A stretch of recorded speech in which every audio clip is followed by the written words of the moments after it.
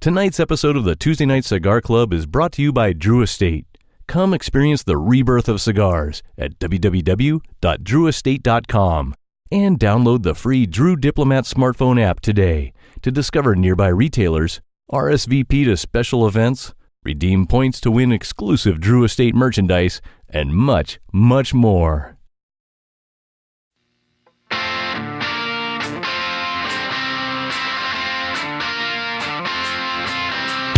This might be a big mistake, but I'm having too much fun to wait. Flag her down when she comes back by. That one's yours and this one's mine. Bring another round. Bring another round. Bring another round. Bring another round. Bring another round.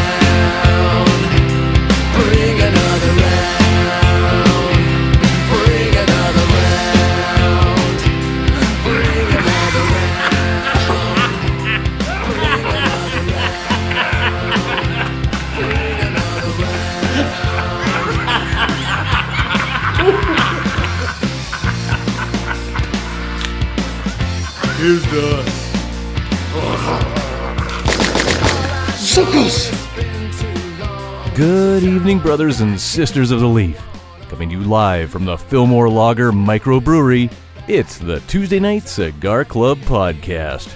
Tonight, the boys slither their way through the 1999 Pat Morita and Eric Estrada killer snake movie, King Cobra, while smoking the complex S&R Corona Gordo cigar from Blackwork Studio, paired with the Medusa Belgium Dark Strong quadruple beer from Copperhead Brewery.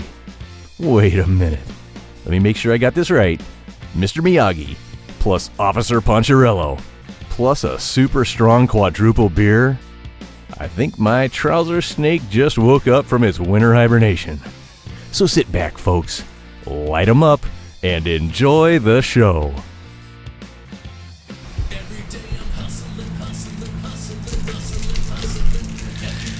Oh, everybody's driving, coming on in, go smoothly tonight. Show. Sky was a little weird out tonight, wasn't it? Yeah, it's funny you mention that. The drive went smoothly until I neared the village and did kind of notice something a little untoward in the sky. And it was weird looking. Yeah. I don't know. I mean, perhaps I shouldn't have any trepidation, but I kind of, to tell you the truth, feel convinced that one morning after a podcast, I'm going to wake up and find myself trapped inside a burning wicker man. In my little village? Yeah.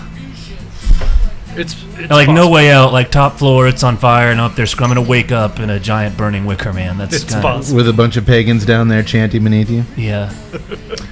Well, look, all I got to say is about that, those Salado strawberries aren't going to grow all plump and juicy by themselves.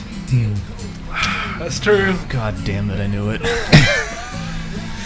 Well, it's great to have you here, Doc, for Yeah, I'm sure it will be. however long you're with us. Guest of honor. You'll be fine. You'll be fine. If it is just for a few short hours before my fellow villagers sacrifice you in order to ensure a bountiful harvest. It's good to see you other two as well. Seems like it's been a while, which is always nice to get a break from you guys. Now that I think about it. Actually, it's been so long. We had a birthday since the last time we got in here. Yeah. You guys, old Tut over there. Old man Tut. Old man Tut, you old bastard. How's it feel to be an even older bastard? I feel older.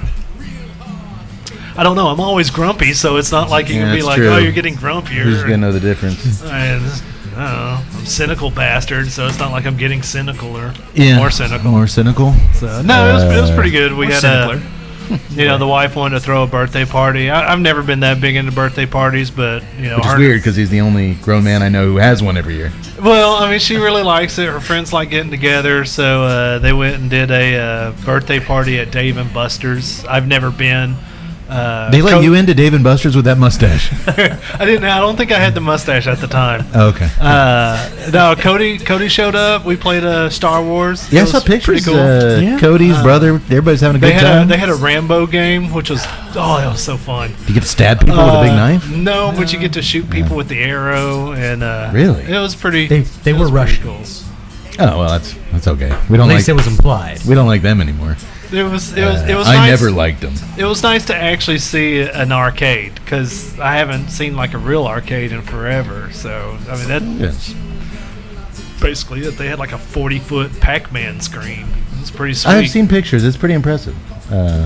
Well, so no signs of getting older other than the creepy mustache. Yeah, I don't know how long it's hanging around, but we'll see. It's not hanging. It's bolted on there. Man, it's really established itself since the last time I saw it. It's getting police officer-esque. You put some aviators on, and I look like on the cast of Super Troopers. It's pretty cool. Either that or a Southwest Airlines pilot. I'm cool with that too. Not like and maybe that's a little generous. The co-pilot? Spirit Airlines. Oh, Spirit. Or does anyone watch that LA to Vegas show? I have not seen it. McDermott is sporting a stash kind of like that, and they're Jackpot Airlines. Jackpot Airlines. There you go. There you go. Oh, you're talking about getting older. I noticed little things as the years go by, and I'll like stop and like, oh, that's new, or that hasn't happened before. The doctor and I always reminisce. We always call each other on our way to either get a haircut or an oil change, because for some reason with us two over the years, it's always something. It's never smooth. It's never a smooth process. And the other day, I not only need to get an oil change, but I also need to get my truck inspected. Ooh, so sounds like a double whammy. I'm like, man, two birds with one stone. I'm just going to go and they do them at the same place, get them both knocked out, right? But I had to get it done this day. It's the only time slot I had. So anyway, I'm sitting there for about 2.5 hours waiting, and they come back. Mr. Cade, they always come at you with the, legally, I can't let you leave without this new air filter. The air filter's fine. I'm fine. Just give me what So anyway, after their third time out trying to get me to buy some, there's a deputy over there. If we don't put these new wipers on, you're going to have to answer some. All right, fine. Give me the wipers. Listen, buddy, if you don't buy 4 new tires, I'm going to get fired. Come on. So I go to check out, and my inspection was overdue. I had to get. That's the main reason I went was the inspection. I figured as long as I was there, I'd get an oil change.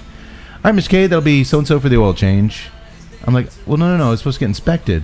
I've been here 2.5 hours. Like, that's the whole reason I'm here. Oh, computer, the network's down with the state. We couldn't do an inspection. So I sat here for 2.5 hours for an oil change. And dude, all of a sudden I noticed I'm talking in like a different dialect. What in tarnation? This is a travesty. I've never experienced anything like this in all my livelong days. What the Sam Hill? Apparently, at this age, when I get really upset early on a Saturday morning, I turn into an 1800s gold prospector and start talking old-timey stuff. Dadgummit! That right there is authentic frontiersman. Grits and hominy. I came here for inspection. It was crazy. And I could hear myself like outside of my body like, dude, what? What's happening to you, man? Jumping Jehoshaphat. That's the funny thing when you can actually hear yourself say it. Man, you sound like Kevin Hart right now. Oh, I got out in my truck. I'm like, you just totally said tarnation, and you said you had never experienced anything like this in all your livelong days. Defense wins championship. I'm either gold prospector or I'm turning a boxcar Willie. What the hell's going on here? Anyway, so dagnammit, I put my pickaxe over my shoulder and I walked out and Yosemite Cade. Stormed the hell out of there. My biscuits are burning. Biscuits are burning. For some reason, I'm just wearing long johns and suspenders all of a sudden. The hell? Welcome, everybody. That's the Tuesday Night Cigar Club's little bit about getting older. Yeah. Yay. Yeah. Welcome, everybody, to the Tuesday Night Cigar Club, episode 71? At this age, I forget. That makes me feel old. 71, I think. Good. 71. Gravy. The Tuesday Night Cigar Club has ruined my life. I'm 24 years old. The doctor's only 24 years old, for God's sake. No, good to be here. Yeah, we got a good show for you. I hope. Let me wet my whistle just here for a second. Oh, that's got a lot of flavor to it.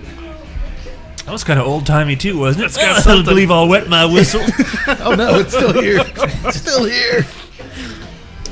Jumping Jehoshaphat. See how the sarsaparilla tastes like? Well, every episode, as you know, or maybe you're just joining us for the first time, we smoke a premium cigar. Got one right here. We drink a craft beer from all around the United States. And we try to pair them creatively and cleverly with a major motion picture, or in our case, motion pictures. Well, movies? Projects. We could watch it on a screen. That's just usually how it goes. It had a whole cast of credits. It had people in it. It looked like a movie from the outside. Oh no, we've done a lot worse. So if you guys don't have anything, I'm just gonna get right to the cigar because I really want to start smoking. I do have something real quick. Join us on Twitter at TNCCcast. Hit us on the Facebook page while you still can. Thank you, Facebook. Tuesday Night What does that Cigar Club. Facebook's going to be cracking down on some things. On us? Well, since Facebook's feeling the heat, As a result of all this government pressure, Zuckerberg gets rid of the Tuesday Night Cigar Club. I've seen. Everyone is pleased with that arrangement. All right, you're good. You're good, Zuck. I've seen a couple of articles that got me concerned a little bit about how tobacco is going to be presented on Facebook, including premium cigars. Well, you know what?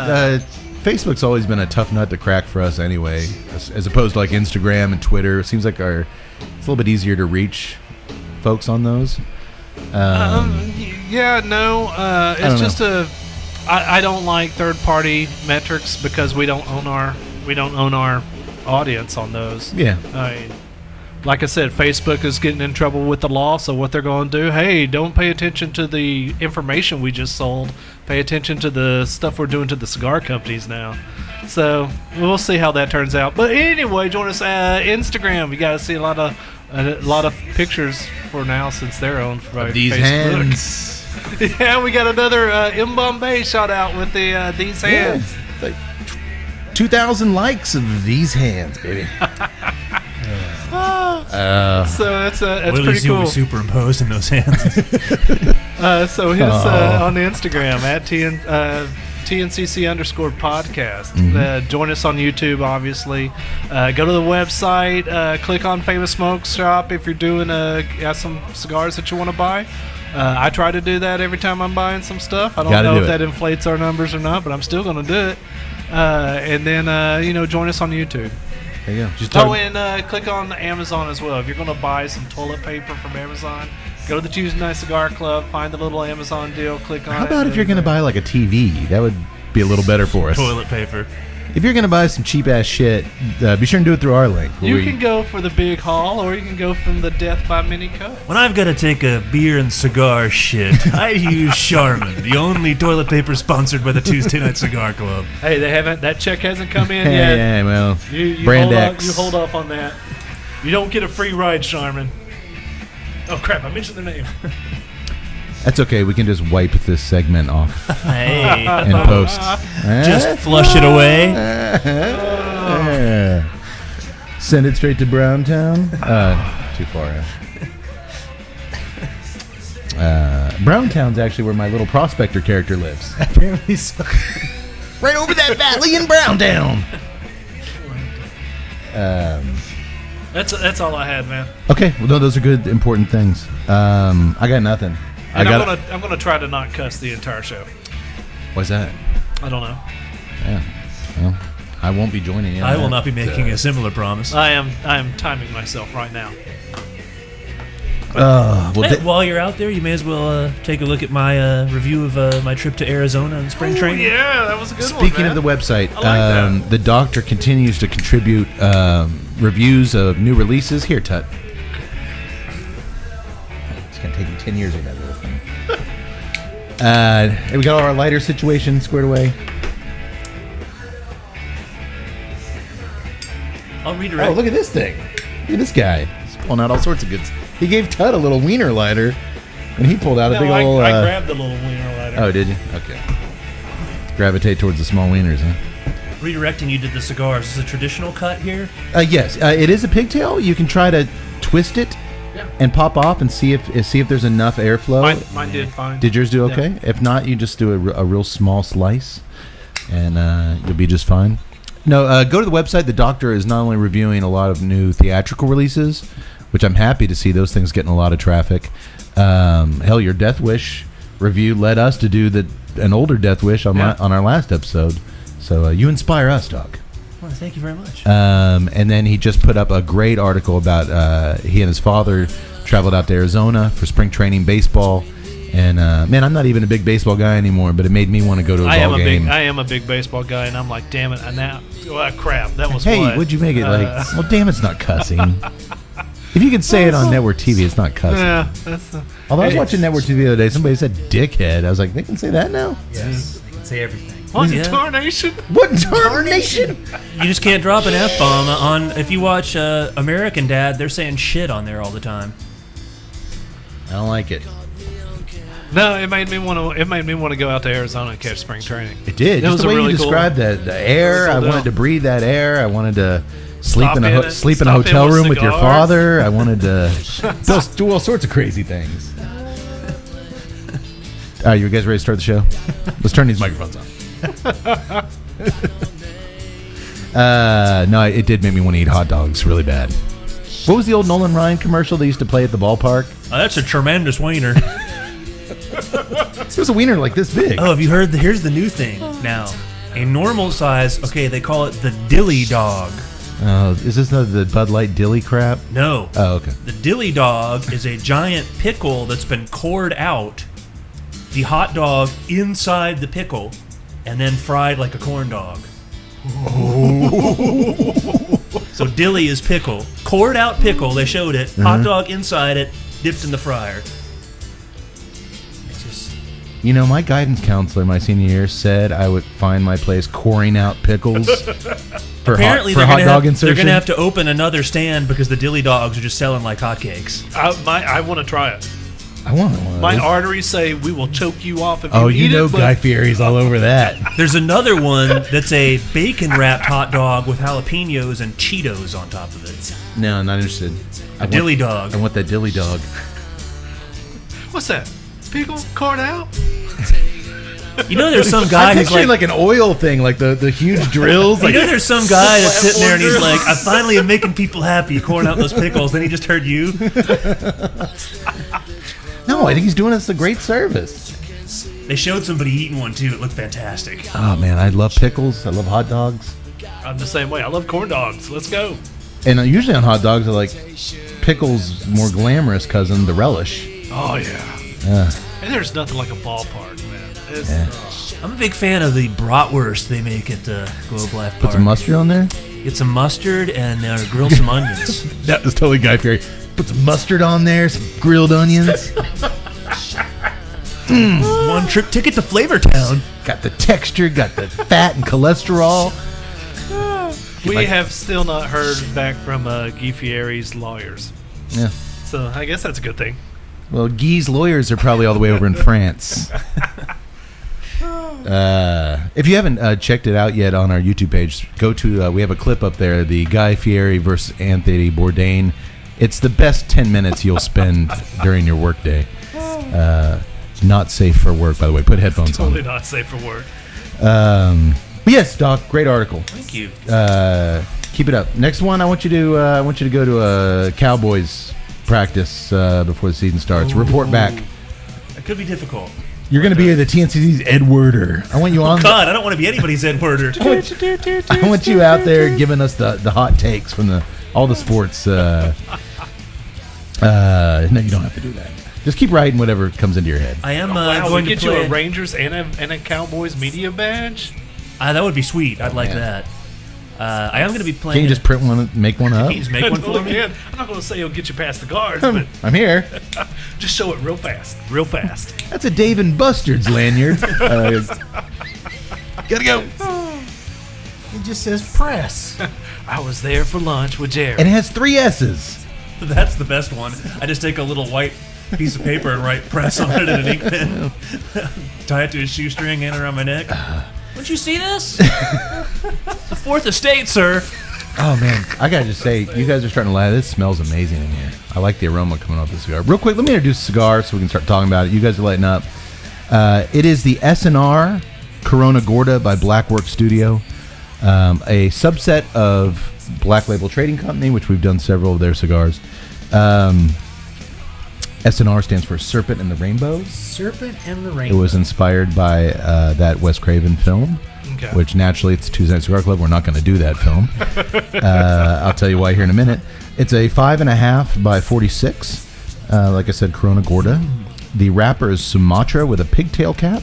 Although I think it's a serpent. It looks, why not say a serpent cap or a serpentine cap or It's coiled up like a coiled like a snake. I don't know. Better than a little cap of poo. Yeah. Kind of looks like a poo emoji. A little bit. Nicaraguan Habano binder, Nicaragua and Dominican filler. I'll say price for later. This is the third of the Blackworks limited editions, following the release of Sindustry and the very popular Boondock State cigar that did really well for them. This cigar, the S&R, also comes in one other size, a 6 3/4 times 42 by 42 Lancero. Our good friends at Famous Smoke Shop have this to say about it. Blackworks Studio S&R cigars are what happens when a cigar maker has an appreciation for 80s cult classic horror films. S&R stands for the underappreciated 1988 film Serpent and the Rainbow, rich with voodoo and zombies in Haiti. Was that underappreciated? Yeah, it didn't do very well at all. Oh, okay. Here, S&R is a winter small batch release from Blackworks that smokes with a ton of complexity from the combination of woody and peppery Dominican long fillers, Nicaraguan binder, and the tangy Sumatra wrapper. Thick, creamy smoke, sophisticated flavors, and a rich, full body that hits you like a nail to the... All we'll say is watch the nail scene and you'll understand. Another 5-star winner from Blackworks. Order yours now. And that description by Famous sums up exactly why we're not doing Serpent and the Rainbow. There is a scene where a guy gets like his ball sack nailed to a chair. And that's as far as we need to talk about it. I promised Tut we wouldn't feature any more movies showing guys ball sacks till at least half the year was over. You're welcome, Tut. Wait, half the year was over? Yeah, this summer is open game. I could do all sorts of shit. Oh, no. James Brown, creator of Blackworks, who we've interviewed here on the show. I'll put a link to that interview. When we did the NBK of his on the show, we talked to him for a good while, and we've spent some time with him at a blending seminar. Yeah, if you ever get the chance, go to one of those blending seminars. They're very, very informative. Well, he is the blender behind this. He's also one of the 3 partners at Fabrica Oveja Negra. He says this: S&R is an elegant smoke with complex flavors and a rich, refined finish. The cigar represents a lot of firsts for us. It's the first Blackworks cigar to use Dominican tobacco, the first to be a softer medium profile, and the first production cigar we made with a Sumatra wrapper, which I'm a big fan of. Anyway, he says, I find the result to be a perfect combination. I'm a big fan of Sumatra wrapper. You got to smoke them slow to get all the nuances. That's why you have 2. Oh, okay. Definitely get a blast of the hot pepper right off the beginning there. Did you get? I didn't. I got a woodsy retro. I'm woodsy. Yeah, woodsy I'm retro. woodsy. I didn't get any hot pepper. I did get a nice surprise on the cold draw. I actually got a little bit of cocoa. It was pretty cool. Just a very hint on that cold draw. It was nice. Once I light it up. Once I lit up. Good Lord. I was about to correct you. Once I lit up, no, I'm going to go back to my redneck version. Once I lighted up, it was a nice little woodsy deal there. I got a spicy pepper there. I do get a very strong woods through the nose, but okay, just a little different characterization. I get kind of a strong woodsy note. I do get the cream and the cedar on the palate, on the draw. Not sure I'm getting cream, but that might be getting a little washed away there. Yeah, you know what? I asked Derek Matthews, the national sales manager for Blackworks and Black Label, what he would pair this with. If I know someone with the company, once in a while I'll ask him. And he was like, I'd like to see a triple. All he's paired with is clearly Canadians. Which somebody drinks in tonight's film. All right. But I'd like to see a triple. And so as I was looking for snake-themed beers, I found a quadruple. A quadruple. That's got to be better than a triple, right? It is a little bit, yes. I think that's called a home run in baseball terms. No. No, that no one's ever referred to it as a quadruple. Oh, technically, you go 4 bases. Well, no, you start you don't count where you started. 1, 2, 3, and 4. Well, you pass home. It's a quadruple. It's quadruple. I do understand that there are 4 bases that you will touch, My but no Cub- one's ever my referred to it as Cubs- a Next year at quadruple. My Arizona, Cubs- you need to see if you can start that as you're eating your dilly dog. Hey, the guy just dinged a quadruple. Man, he just went quadruple. Might be something. Yeah, I'm not going to do that. Okay. Yak boy, what are we drinking? I didn't mean to yell at you there. Sorry. No. We are drinking delicious beer. A quadruple beer, as you just said. I believe Medusa. our first quadruple. I think we've had one before. We've done 4. This is our quadruple. Have we done a quadruple before? I don't think we've done a quadruple. I don't think so. The Medusa by Copperhead Brewery, which is located in Conroe, Texas, in their downtown. Started in 2014. Conroe, for those not in the know, just right outside Houston, South Texas. Started by Mark Ernest. It's good. Good name. Ernest. He wasn't that guy in those Ernest movies, was he? I hope not. Okay, Ernest good. P. Worrell. I have a question for you. Conroe, do they still refer to themselves as Conroe, or is it the Woodlands now, or is there a distinction between those two? No, Two Conroe's- totally yeah, different Two places. totally different places, Two totally Conroe and the different. Woodlands. Okay, Yeah. all right. Yeah, Don't you ever say that to someone that's from the Woodlands. I ain't afraid of those people. They will kill you in a heartbeat. Pine tree smelling motherfuckers. Yeah, it does smell like pine trees in the Woodlands. No, it doesn't. That's Kingwood. Oh, I don't know.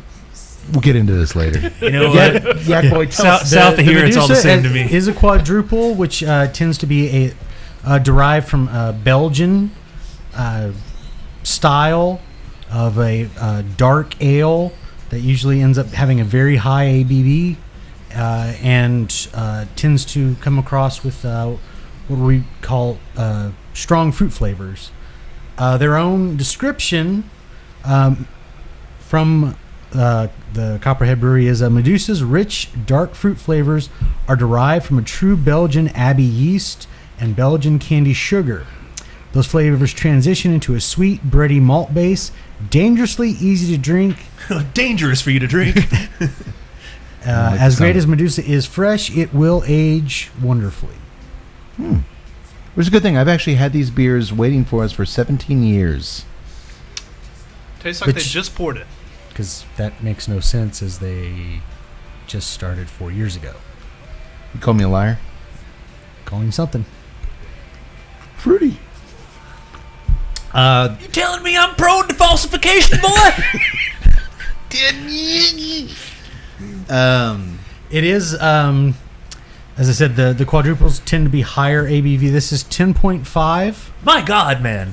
10.5. So drink slowly, savor it. You're not the boss of me.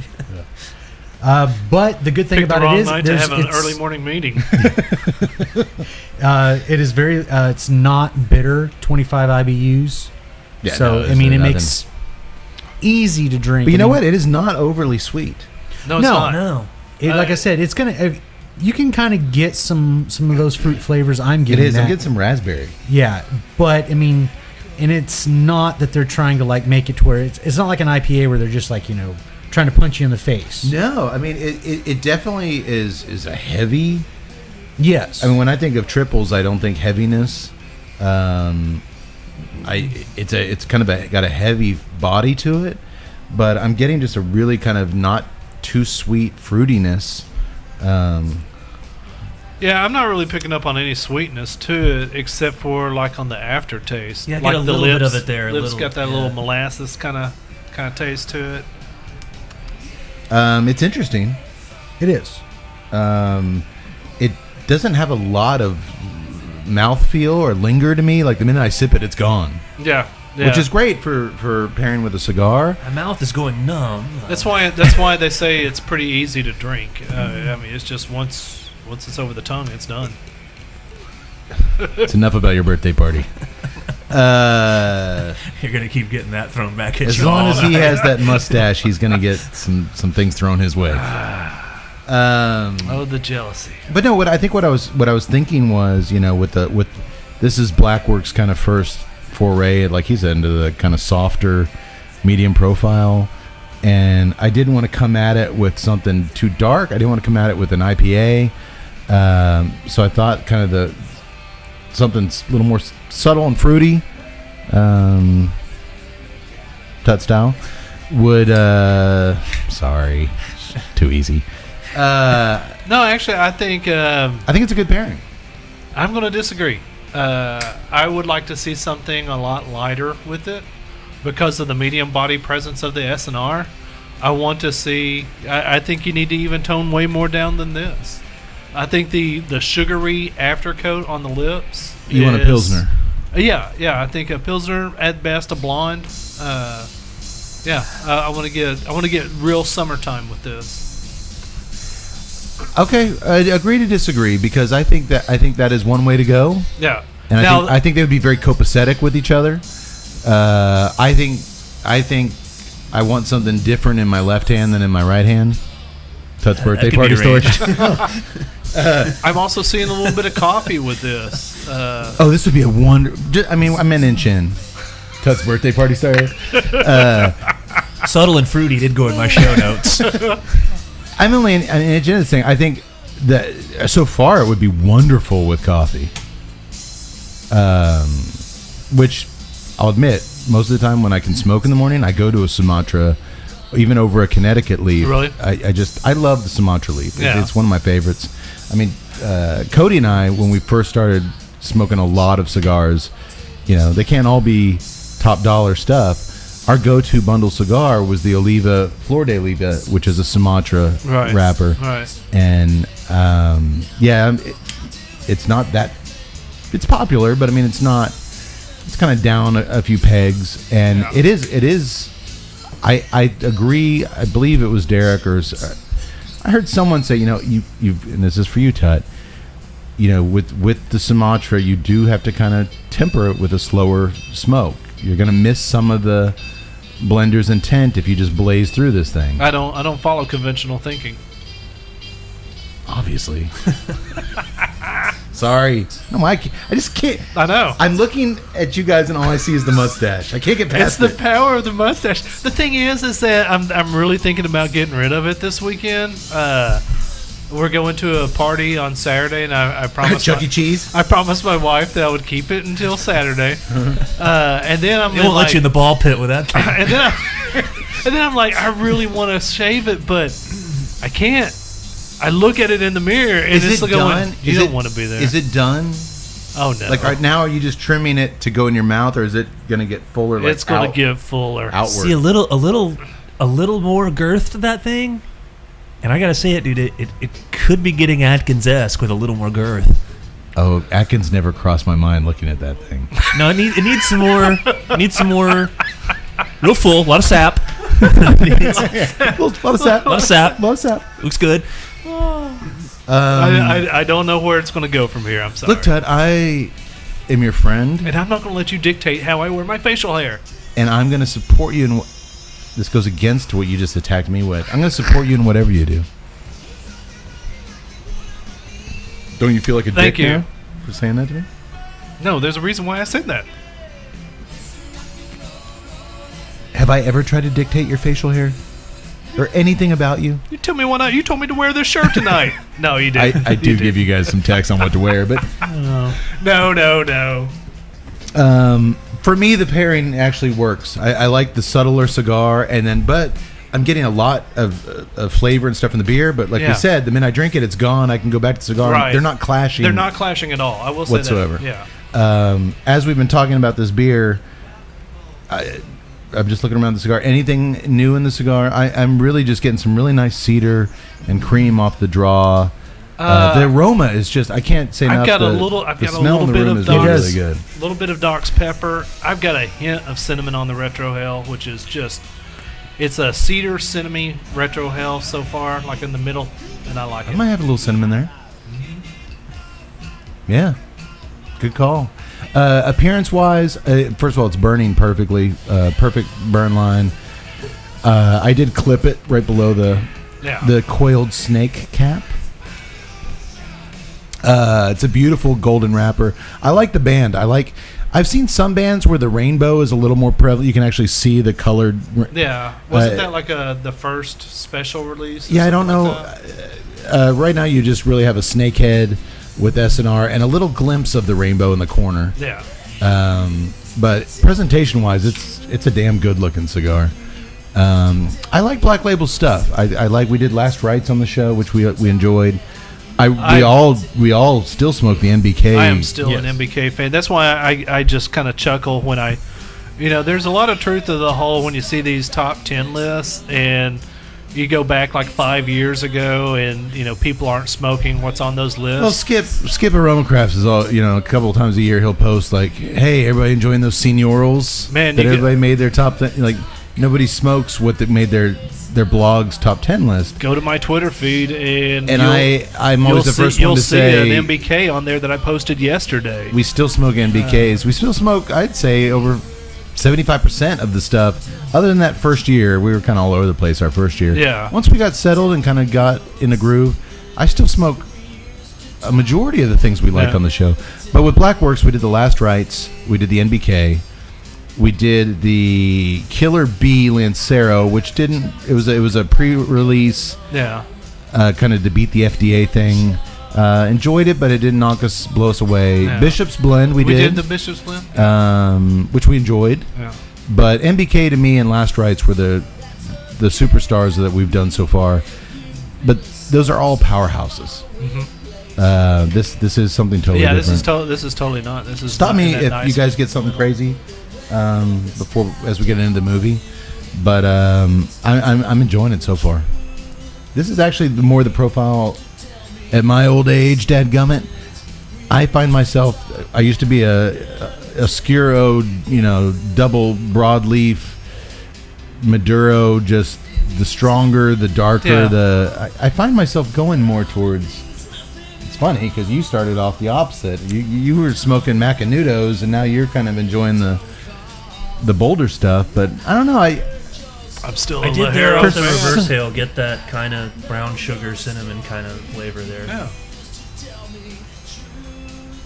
It's an interesting blend. I'm going to come back to it, and I'm not ready to give a thumbs up or thumbs down on this beer. I'll let you know. I'm kind of the same way. I'm kind of. I don't know how I feel about it. I'm kind of confused by the beer, to be honest. That's a 10.5 ABV. I'm so confused. Nothing makes sense anymore. What? Who am I? Where am I? I can't make out basic shapes and colors. That ABV don't scare me. What was Mystery of the Deep? It was a double IPA. No, what was the ABV on that we did? That was only in the 9? No, Mystery of the Deep, the double IPA was like... Oh, yes. I thought that was like 8. Yeah. That was 9. First sign of the That's at least 10.5, the arguments begin. Was a 9. I'll kill you. Shut the fuck up. We do this when we're dadgum sober. Don't you tell me about my arithmetic, boy. Before we get into the movie, can you go ahead and hit me with another Medusa? I would love to. Anybody else? Sure. And then after that, cut me off, because I'm serious. I leaning- do have an early morning meeting. While I'm leaning slightly to the left. I will fill airtime. Save me another slightly to I the will left. fill airtime while he's getting I do, Tut, Yeah. have some Hans Pills if you want to make a transition at some point. Yeah, I might need to. Our go-to, they need to pay us. That's our go. They actually should. Our go-to wimp beer, the Hans Pills. I don't know if they want that endorsement. When you're not man enough to drink 10, When you've got ABV a morning meeting and you need to drink like a pussy, switch over to Hans Pills. it's delicious. We love it. The beer that has kept Tut from calling in sick for 6 weeks. For once, Coors Light is like, oh, thank God. It's good stuff. I love the Hans Pills. I do too. I mean, I'm a real man, so I don't drink it, but whatever. Like for breakfast and such. No, I'm just kidding. It's awesome. We did on the show, I think. That's where we discovered it. Yeah. Hey, before I did. I remember drinking like 14 of them. Yeah. before we That was the night we drank 60 beers. before we get into the movie, I just want to say, get well, Arnold. Man, we followed that, and I hear he's recovering nicely. I don't know if was you, so scary, you yourself watch, but I know the Arnold fans do. So Arnold pass fans, the note on, man. Arnold fans are We're with TNCC fans, so please. And they just interviewed Arnold at the Arnold Expo in Columbus. So, man, I'm going to be just frank with you boys. This has been the worst week in a long time for me. And that Arnold thing kind of kicked it all off. Like, it's been south. I was like, dude, I'm going to have to get us all boots of remembrance. We're going to have 4 boots for Arnold. I'm like, but dude, it's Arnold. Of course, he's back. They interviewed, they caught Sylvester Stallone coming out of a restaurant, and they asked about Arnold, and they're like, Sly, do you think he'll give up smoking stogies now that he had open heart surgery? He's like, there's 2 things a man can never give up. Cigars and breathing. All right, I can go with that logic. Thank you, Sly. Would have been better if you just throw in like a Cobretti line at him. Yeah, but just a little bit. Then he chops the guy in the face. He had surgery. But it was a minor one. No, it was major open heart surgery, Sly. Fuck you, sucker. We almost, that's a good segue. We almost did Cobra tonight. I wish we would have. Well, you told me not to. You have no one but yourself to blame. You're like, nah, it's too on the nose. That's what you said up at the pub. We talked about movies, and you said Cobra's way too on the nose. How many beers was I in on that? Oh, Probably 20. He was pretty lit last. Yeah, you're pretty lit. You can't take show notes when I'm in that condition. You did not have a morning meeting that Wednesday morning. You can't take show notes You when didn't I'm have in a that morning. condition. No, we could have done Cobra. We've actually only done, I think, one Stallone movie in 71 episodes, Tango and Cash. We have to do Cobra, man. Well, at some point we will. Our first show, I believe. Oh, was we the did Expendables. trilogy. Expendables, yes. We've done 2. That's enough. It was time to do a Pat Morita movie, damn it. Is that what this was? Well, You mean an Axton Hoyt movie? let's go there. Hoyt Axton. Hoyt Axton Hoyt movie? Axton. Wait. How many of these Medusas have you had? You know what? I went with the movie King Cobra from 1999. We got the Copperhead beer. We got the King Cobra movie. We got the Serpent and the Rainbows. Everything works really well on the pairing level. Here's why I went with King Cobra. This was the glorious time right before sci-fi movies where everything was CGI. Right when they started kicking him off, really. And these were the glory days of straight-to-home video creature features where they actually had to make the fucking thing. Yeah. And they actually showed some kind of skill as far as making movies. As far as they for the most part, hired real actors, and they actually kind of put some thought into the camera, and it wasn't all CGI. Nowadays, every single creature feature is 100% digital. The effects, even the explosions, are 100% computer generated. Sci-fi movies are, every Lake Placid versus pterodactyl versus python versus. Thanks, Boa. Thanks, Python. Thanks, Boa versus Python. Everything is so Python. but it's so fake. They don't Boathon. even try to make it look real anymore. Pythaboa? This comes from a really cool kind of niche in the late 90s where they actually had to make a creature, and I thought I hadn't seen this one, and I thought there's some reasons that went into my picking this other than that, but I was like, you know what? That's what we're doing. So in 97, predating this, was the theatrical release of Anaconda, which was a surprise hit. And so I think there was a lot of, obviously, anytime there's a surprise hit, there's going to be copycatting. Yeah. Did Anaconda, because you're right, they used a real, actual, whatever you think of it, they made their giant cobra in this movie. Anaconda is it borderline between CG and some? It was have early. some- It was early CG. It was a mixture of the two, but they did a lot of real rubber anaconda stuff. Like with the snake interacting with the people, you could tell in a lot of those scenes from Anaconda, it was a real. Yes, Ice Cube was wrapped up by a real thing getting pulled in the water there. Right, and then you could see a lot of the times within Anaconda, when the snake snake's is in the whack, yo. when the snake's in the water, you could What's he just doing totally out tell there? it's CGI. Guy Fieri was out there? That's what it sounded like. Anaconda, the most salty, juiciest steak this side of the Amazon River. I just can feel like all of a sudden he's just got a fork and knife and he's eating the anaconda. The anaconda's like, what? No, it's interesting because you actually see actors interact with a physical object. I mean, they're not looking. You're talking about Anaconda or this movie? Both. Yes, true. So you're not seeing. Well, in her- this movie, it's mainly this. But I get you. Yeah, they are. Whereas in the new last 15 years of sci-fi movies, it is actors just reacting to nothing, and it's terrible. Yeah. Even good actors like John Schneider in Lake Placid 2, 3, and 4, even he can't pull that off, and that's John Schneider, for God's sake. Well, and then the CGI itself in those things is terrible. It's just awful, and they don't even try anymore. Those alligators, you can see their feet aren't even touching the ground. It looks like something you just could cook up on a computer in about 30 I'm seconds. pretty sure Tut could make that. That's what my meeting's for tomorrow. God. Lake Placid 6. Bunch of drunk-ass podcasters wake up on a beach. Octoshark versus pterodactylus. No. That's copyright total.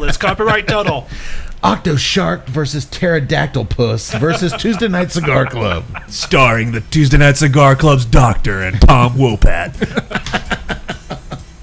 No, he can't do anything anymore. He stuck his finger in that girl's butthole. That's right. Yeah. Better see if we can come up with John Schneider money. Yeah, because the doctor's never stuck his finger in some girl's butthole. Hey! Sorry, that's still in litigation, I believe. Well, Medical mean, reason. what was was he like acting in some play or something and he fingered some chick? It was allegedly. Wait till the after party, Wopat! Come on. He was in some small town production, and apparently he stuck his hand down a girl's pants and did something. Allegedly. But he said he was on coke and he's in treatment now. So that's everybody's excuse. Allegedly. Cocaine. You know what? I can't keep up with all Tom Wopat's shenanigans. I got enough trouble keeping up with you three. Love is for suckers. Cigars are for lovers. Deadwood, South Dakota, where legions of denim and leather-clad riders descend for their annual celebration of life and freedom. Sweet Jane welcomes them all with her alluring aroma and easy smoking taste. This cigar is one for the road well-traveled boys. Oh, yeah. Oh, yeah.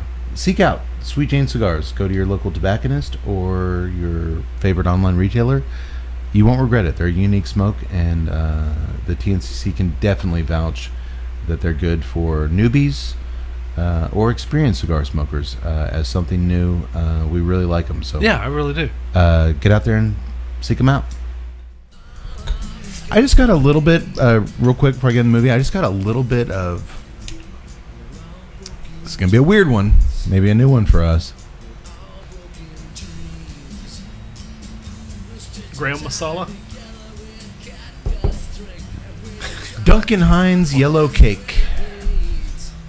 Have you had Duncan Hines Yellow Cake recently? That's too I have. specific for me, man.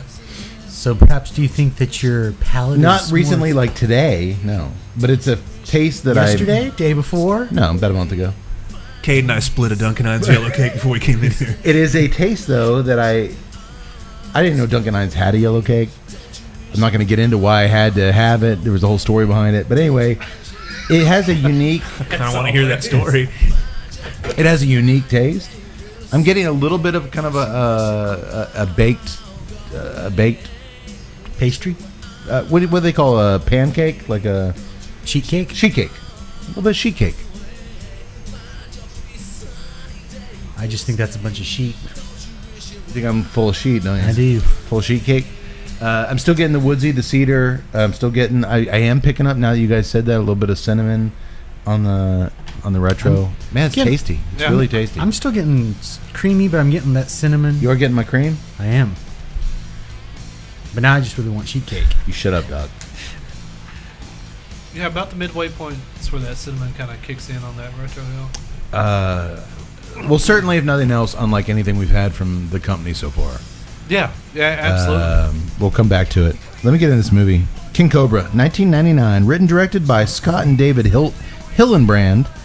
They also directed, Doc, I think you might have seen these, the Dorm Days movies for National Lampoons. Also featured one Courtney Gaines in one of those. Oh, did they? Apparently they got it quite... Yes, I have seen...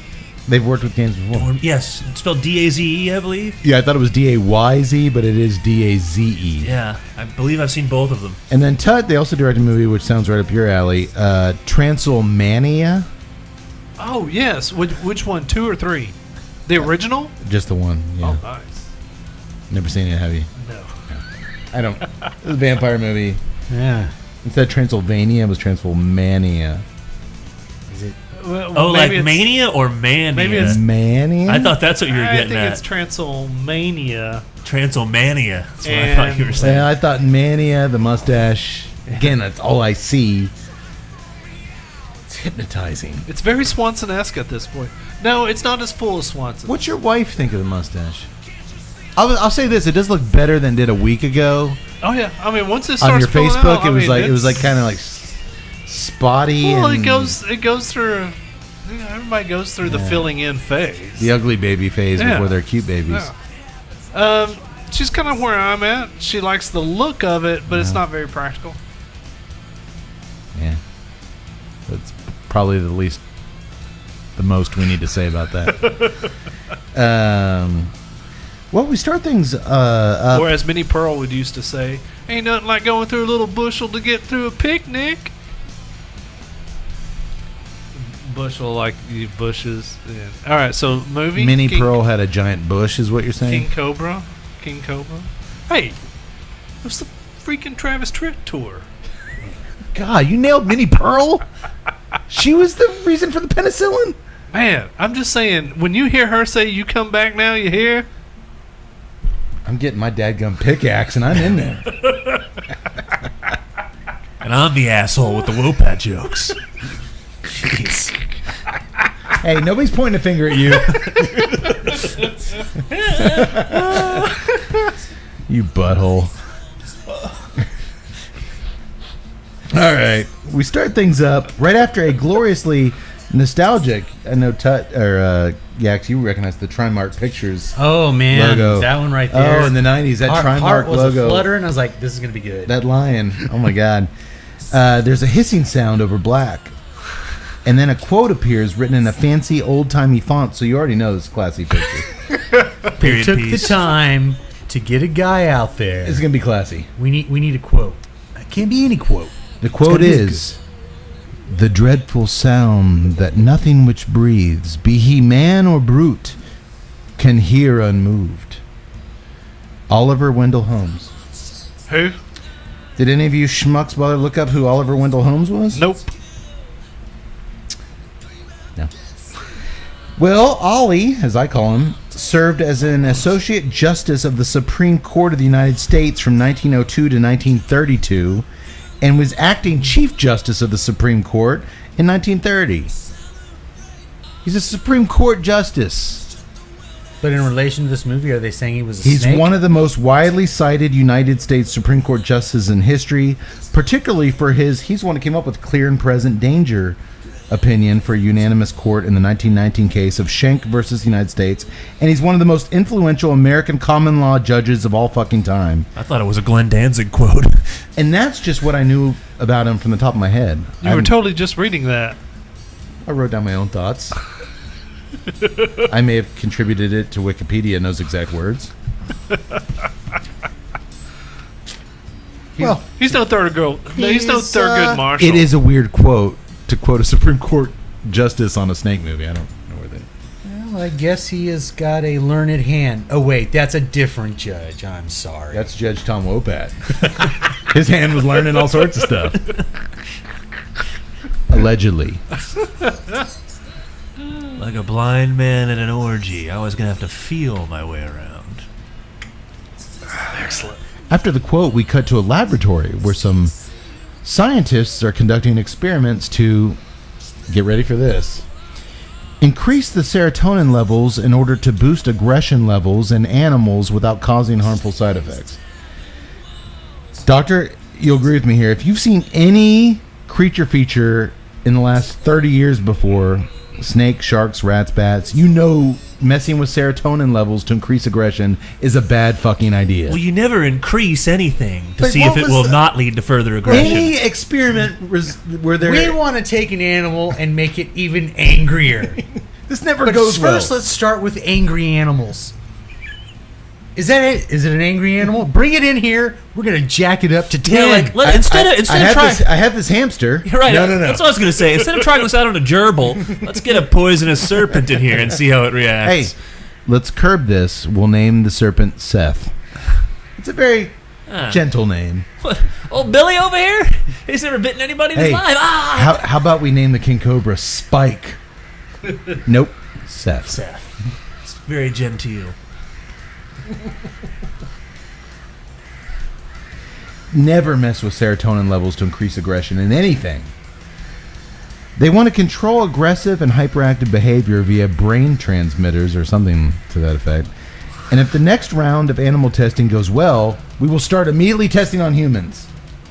I don't think that's how that works. I thought there was a lot of scientific mumbo-jumbo that didn't mean anything, because I've done that myself. If you just throw out big words, sometimes people aren't going to question you on it. It is, but, you know... It's kind of like Chris Farley with we checked the rotary specs on the girder. You know, if you just start saying we're going to raise the serotonin levels of the epinephrine on the I think norequinox serotonin actually helps you sleep. That's melatonin. Oh, okay.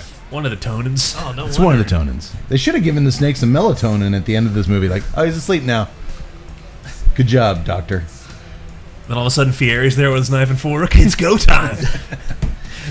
Well, speaking of testing this shit on humans, while the science nerds are doing their thing with the beakers and the microscopes, we joined Dr. Joseph McConnell in the laboratory bathroom as he injects himself with some serum, which he keeps on the trash can next to the toilet. That's sanitary. He starts heaving. He starts a timer in his hand the minute he injects himself. Starts breathing really heavy. And then about 20 seconds, he's breathing like crazy, and he sees a little daddy long legs on the wall, and he starts smashing the shit out of it. Yeah, it was quote-unquote serum. Dr. McConnell is played by an old favorite of the Hey, Dr. Pecan, it wants your serotonin too. It wants your serotonin too. No! Look at you with the Children of the Corn reference. They had serotonin in music. They had serotonin and raised isotope levels. It was forbidden. All right, this is all, of course, coming back to who plays Dr. Joseph McConnell, the one and only Courtney Gaines. Gaines Of Children of the Corn fame and TNCC favorite Can't Buy Me Love fame. You threw serotonin on my house. You raised my aggression levels on my house. You threw serotonin on my house. 5 milligrams serotonin on my house. I can't leave out my favorite hard bodies. Come on. Oh, in Hard Bodies. I'm sorry. No, in Hard Bodies. It is Courtney Gaines, and he's one of the reasons I picked this movie, and he's in it for like 5 minutes. Man, when you want gains, that's all you can afford. Hey, I got enough gains. We're making King Cobra. We got Gaines money over here? I don't think so. Do I get to inject myself with real serotonin? You got it, Gaines. Do you think it was like, we've only got him for one scene? Yeah, but he just slipped into the bathroom. I think if you go in there with a camera, he won't notice. That was just him doing his own thing? He had no idea they were shooting anything. What you got there, serotonin? Yeah, Let's run with that. We're all just shooting up serotonin in here. Did you get anything good with Gaines in the bathroom? Dude went apeshit, crushed a spider with his hand. Man, it's gold, and we got the opening 3 minutes of the film. I'll suck your dick for some serotonin. Cody, can you refrain from saying stuff like that, please? I can't. Oh, we're on YouTube now, aren't we? Damn it. I love me some Courtney Gaines. And he's really going over the top here. It's great. I just love how he comes back into the lab after that. Hello! I am full of serotonin. What's up, bitches? Puts on his rubber gloves. Let's do some experimenting. Let's science this, Well, I love how it's like a hand, like it's just your normal hand glove, but somehow it goes to his elbow. Like, hello. I'd be nervous if I was in the lab and he came in. Let's do this. Do what? No. Look, we got Wopad out of here. We don't need you in here causing trouble. Well, at least he's gloved. Well, he's all in the lab, hopped up on angry serum. He's a scientist. He slaps on his rubber gloves and joins the party. Well, sort of. As soon as the main scientist, Dr. Burns, gets called out of the room by an urgent email alert. Dude, 1999, email. I gotta go. I have an email. Quickly, And to the email mainframe. It was like a voice alert too. It was like Email email alert. alert. Email alert. Nowadays, it's like email alert. Hold on, guys. Oh, PayPal has pre-selected me. I'm special. I got a deal here. Let's do this. No, this guy was getting real important emails. You like how, though, in late 90s, he had to leave the room to go answer that email. I have an email. I've got to go to my server. I'll and be up on the answer. 5th floor checking my email. Well, McConnell, once Dr. Burns is out of the room, McConnell and this crazy little old Asian lady scientist, Dr. Toshi Ling, nothing stereotypical about that name, start mixing together quickly all sorts of compounds leading and into mixtures. this was like the most awkward close-up eye shots, like the old Western close-up of the eyes. It was totally old Western. It was the weirdest. Dr. Burns' daughter's in there doing experiments, and she looks over when they start mixing stuff. The Asian lady's like... looks over at Gaines. Gaines is looking at her. It's like that. Remember in Family Guy, the Return of the Jedi thing, where on the skiff, where they just look at each other for like 5 minutes. Dude, it was kind of like that. I was just like, "What the fuck?" Well, dude, I love how they start picking up stuff like pouring everything. They together. made it clear. Dr. Burns was measuring things out so precisely, and there's even a scene where like his daughter, the other, is like, "We've made 1% progress over the last 9 months," and he's like, Good "That's job, the guys. pace I like." Like it's so precise, and the minute he leaves the room, they just start Gaines says, "Fuck that Hans Pils pace. We're turning things up a notch." Let's go Medusa on this experiment. He just starts pouring all sorts of shit together. Dude, they're mixing all sorts of compounds, and the Asian chick is all on board. They're ruining everything Dr. Burns carefully was working on. Burns' hot-ass little assistant, his daughter, Catherine, objects. "My father measured all those chemicals so carefully. You're ruining everything." She's a terrible actress. I was about to say you read it just as she acted it. But Gaines, McConnell, calls bullshit on that. "Careful, careful, careful. Your father's careful research has got us nowhere, daddy's girl. Science is about taking risks. And my sloppy, haphazard testing on myself in the bathroom just a minute ago produced more results than Dr. Burns will ever see through his traditional methods. Your daddy," and this is legal method. This is an exact quote. "Your daddy ain't nothing but a paranoid old wimpy geek." That's scientist fighting words. And as he's laying into Catherine, the old Asian lady's mixing and compounding the shit away with her Erlenmeyer flasks over the centrifuge. Just drop some fucking lab talk on your ass. I didn't see any Bunsen burners anywhere. They brought the Bunsen burner in as soon as they started to heat it up. She heat up with a Bunsen burner under her Erlenmeyer flask. Correct. Not an Erlenspiel flask. Man, this That is something entirely That different. is something It's completely not different. part of it. If you want to know more about This that, go podcast to got- Tom Wopat's website. This podcast got way too legit for me. I'll tell you what an Erlenmeyer flask is later. Okay. And I'll send you a picture of an Erlenspiel flask tomorrow. Is that the triangle flask? No. Okay. No, it's the round. The round one. Well, Dr. Toshi Ling is all on board with McConnell's craziness, which she shouldn't be. I'm a cylinder guy myself. Well, when you start to see your concoctions begin to boil and do strange Oh, things, no, it doesn't even have that. She's all on board with it. And the daughter's like, "What are you guys doing? You're crazy." He changed the key code, Dr. McConnell, to where she can't even escape the room. He's like, "We're doing this." This traitor's plan goes horribly wrong because once the Asian doctor pours a little too much of some chemical into the beaker, it immediately bubbles over, and the reaction is so violent, it blows the shit out of this whole laboratory. what I love, Dr. we're Burns not is trying to increase serotonin levels. We even made a new plastic explosive. Dr. Burns has returned from his important email. He's about to open the door. He gets blown like 20 feet It's actually back. a really good explosion scene. I watched that 3 times. It doesn't look like a dummy. It looks like a stuntman was pulled back. It's a effect. good shot. It's a really good shot. I agree.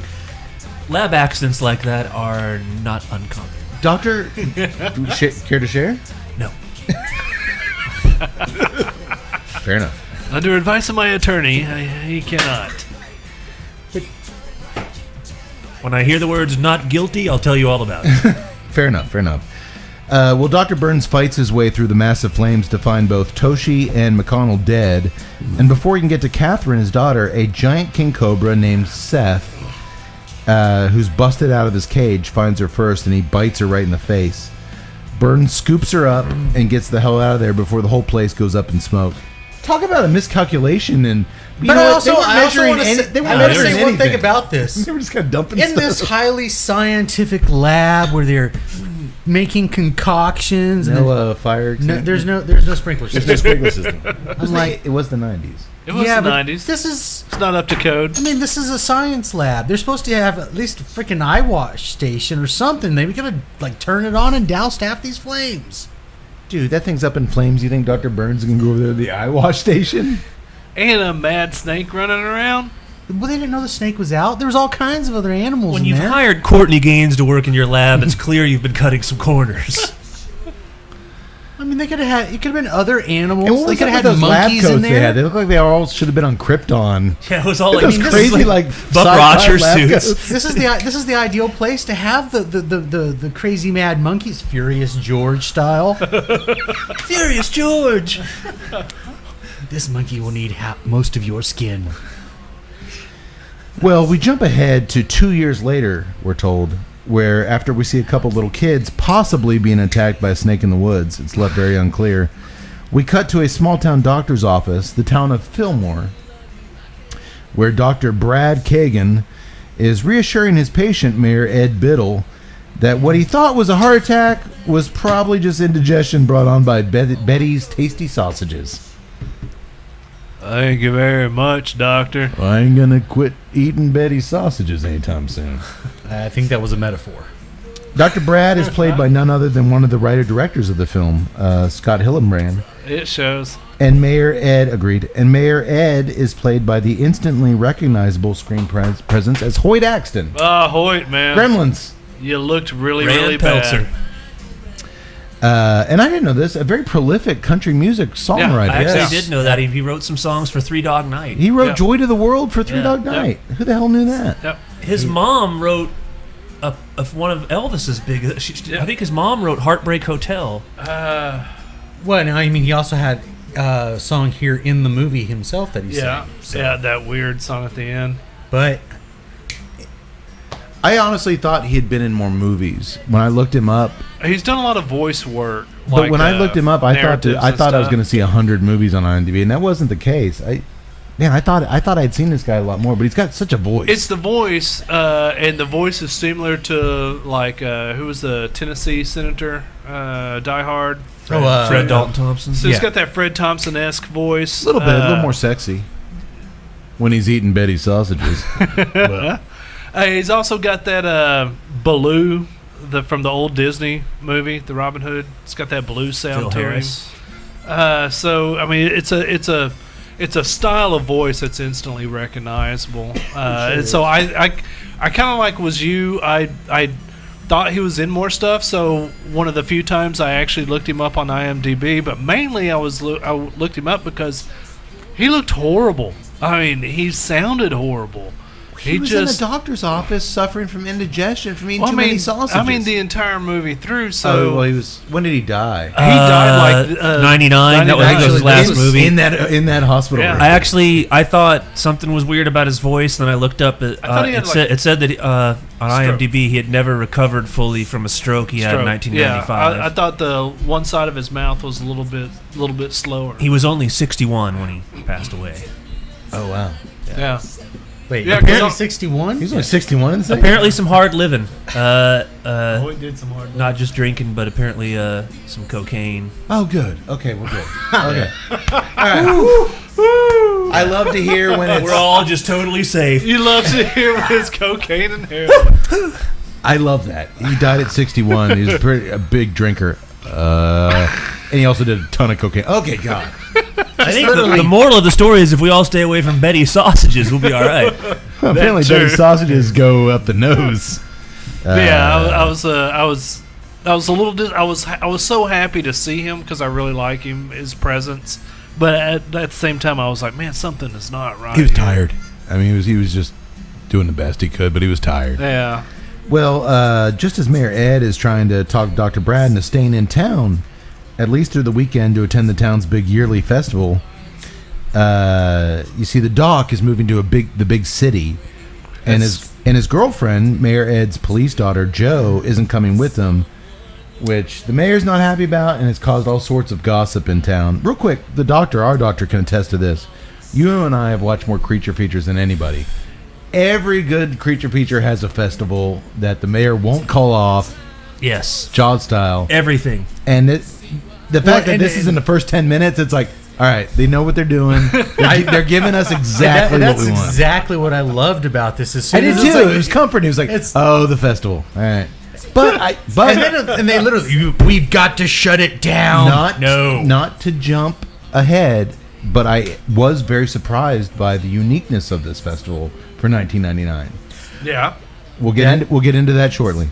Well, Doc Brad's telling them, I can't hang around here, man. The big city awaits. But just then a mother bursts in the room. Remember that little boy we saw in the woods that we didn't know what happened to? He's freaking out. Little bastard that was teasing his sister. Doesn't say if he was bit by a snake or if he's in shock. We don't know. But he's basically just catatonic, like Dr. Brad. Kid, just sitting like, yeah, Dr. Brad. He saw Courtney Gaines in the woods. He saw Courtney Gaines shooting up serotonin in the woods. He hasn't spoken for hours. But Dr. Brad's going to be staying here for a little while. Well, we'll have to find out the kid's diagnosis as we are now in the woods hunting with a bunch of fatzos. They kill a poor little rabbit. I like these guys, man.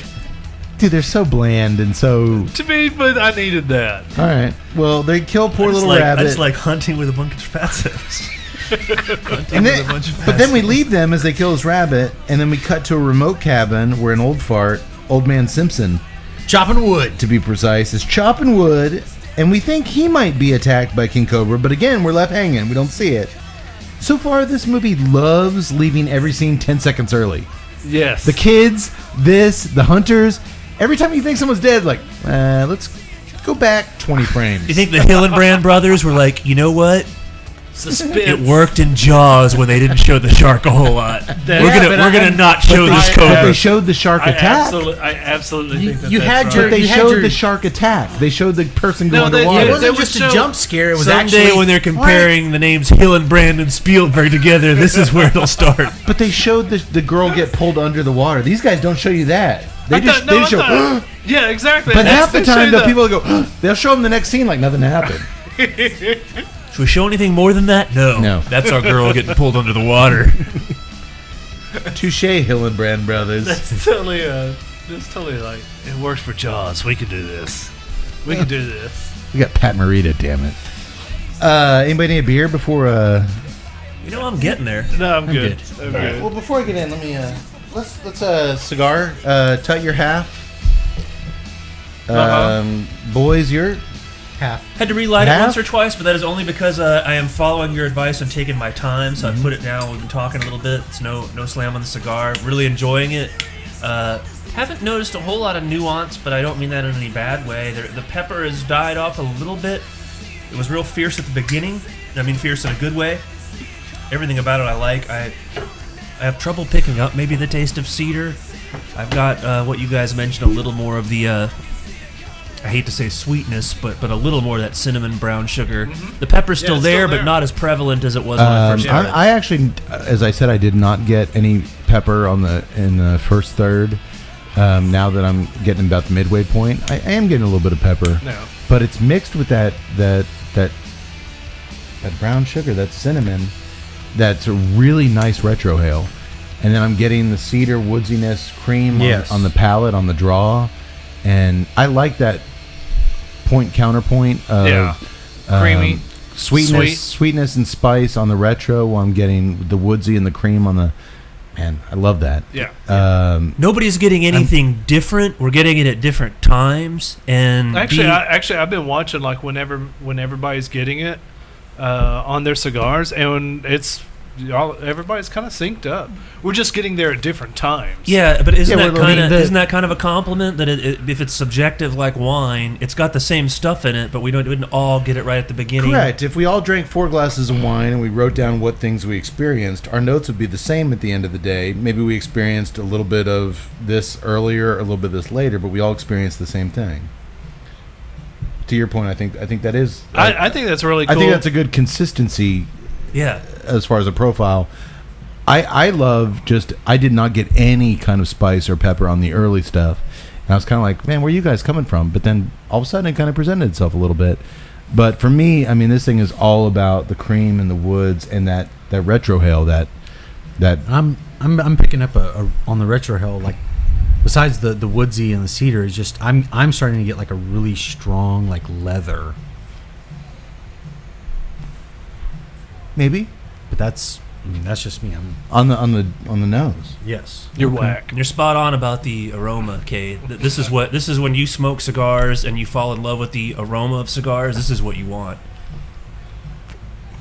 And that goes a long way for me. There's a lot That's of a nice statement. there's a lot of less inexpensive cigars that I smoke regularly that I smoke mainly because when I light that fucker up and I smell it, it reminds me of being a kid smelling my uncle's cigar and why I fell in love with cigars. It reminds me of when my uncle locked me in a closet with a box of cigars, told me I couldn't come out till I When finished my them. uncle injected me with serotonin and took me to Flavor Town, it brings back so many memories. Paid therapists tens of thousands of dollars to wipe away those memories, and they all come back when I light up a Chillin' Moose from Foundry. I love the aroma off of Chillin' Moose. I don't know what it is. It's that Rosada wrapper. Gives me it brings back my childhood, smelling my uncle's cigars. I love it. And it's one of the reasons why, as a cheap smoke, I keep them around because it's my go-to. But no, the aroma, the minute you guys lit up, even more so than when I lit up my own. Yeah. Just you guys' smoke floating across the table. This thing Is that gets the way it normally works? Because I have better smell off of other people's cigars than I do correct. when I light up. I'm the same way. I'll get maybe a quick, Yeah. like, oh, that's nice, but then I can't. I guess because your flavors are so I can't get it active again. that All my other your taste is so- olfactory senses, doctor, is that correct? Olfactory, correct. They're working overtime. My nose just shuts off when it Yeah. comes to smelling. Okay. I don't know what else my nose would be doing. Well, remember that one episode where I drank all my beers through my nose? Do you guys want me to do that again? No. Was that a hit? No. Did our Google Analytics say that people like me drinking beer through the nose? No, I'll do it. actually, it went down. No. Piranha Nose versus Grizzly Shark. Starring the TMCC Doctor and Patrick Muldoon. We got Quadruple nose. They reversed engaged us on those. Oh, okay. He drinks 10 quadruples through the nose a day. I'm the same way. I just smell the room and the aroma off this thing. Yes. Just aroma, construction, and the band design alone. This thing is getting really good scores from me. Yeah. And then the flavors holding up its end of the bargain. Man, it's funny for a brand so known for dark, powerful cigars, Deliverance, Last Rites. NBK's not so much. NBK's a little more nuanced and a little less hitch in the face than those other ones. Yeah. The Santa Muerte was a little more. I don't know if you guys ever had the Santa Muerte. Yeah. It was a little more. I think it was a transition smoke to get to this. To get to this? I could see that. I'm enjoying this a good deal more than the Santa Muerte. No, I Which I actually like. agree on that. I will say I like this Vitola a smidge better than the Lancero. Have you had the I've had the Lancero. They have it at Smokers Abbey in Austin. Well, Excuse me, Smokers Abbey in Cedar Park, You Texas. didn't share with us that you had this cigar before. Well, I didn't want you to be like, oh, really, Todd? We're doing it on the show and you smoked it? They opened up a cigar shop down the street from me. He's smoking everything now. Mr. Fancy Pants. Well, actually, they carry the entire line of Black Works and Black Label. So They're it's, good. It's They're kinda, good. They're good. Smokers Abbey's good on representing the true boutiques. Yeah. Southern Draw. Yeah.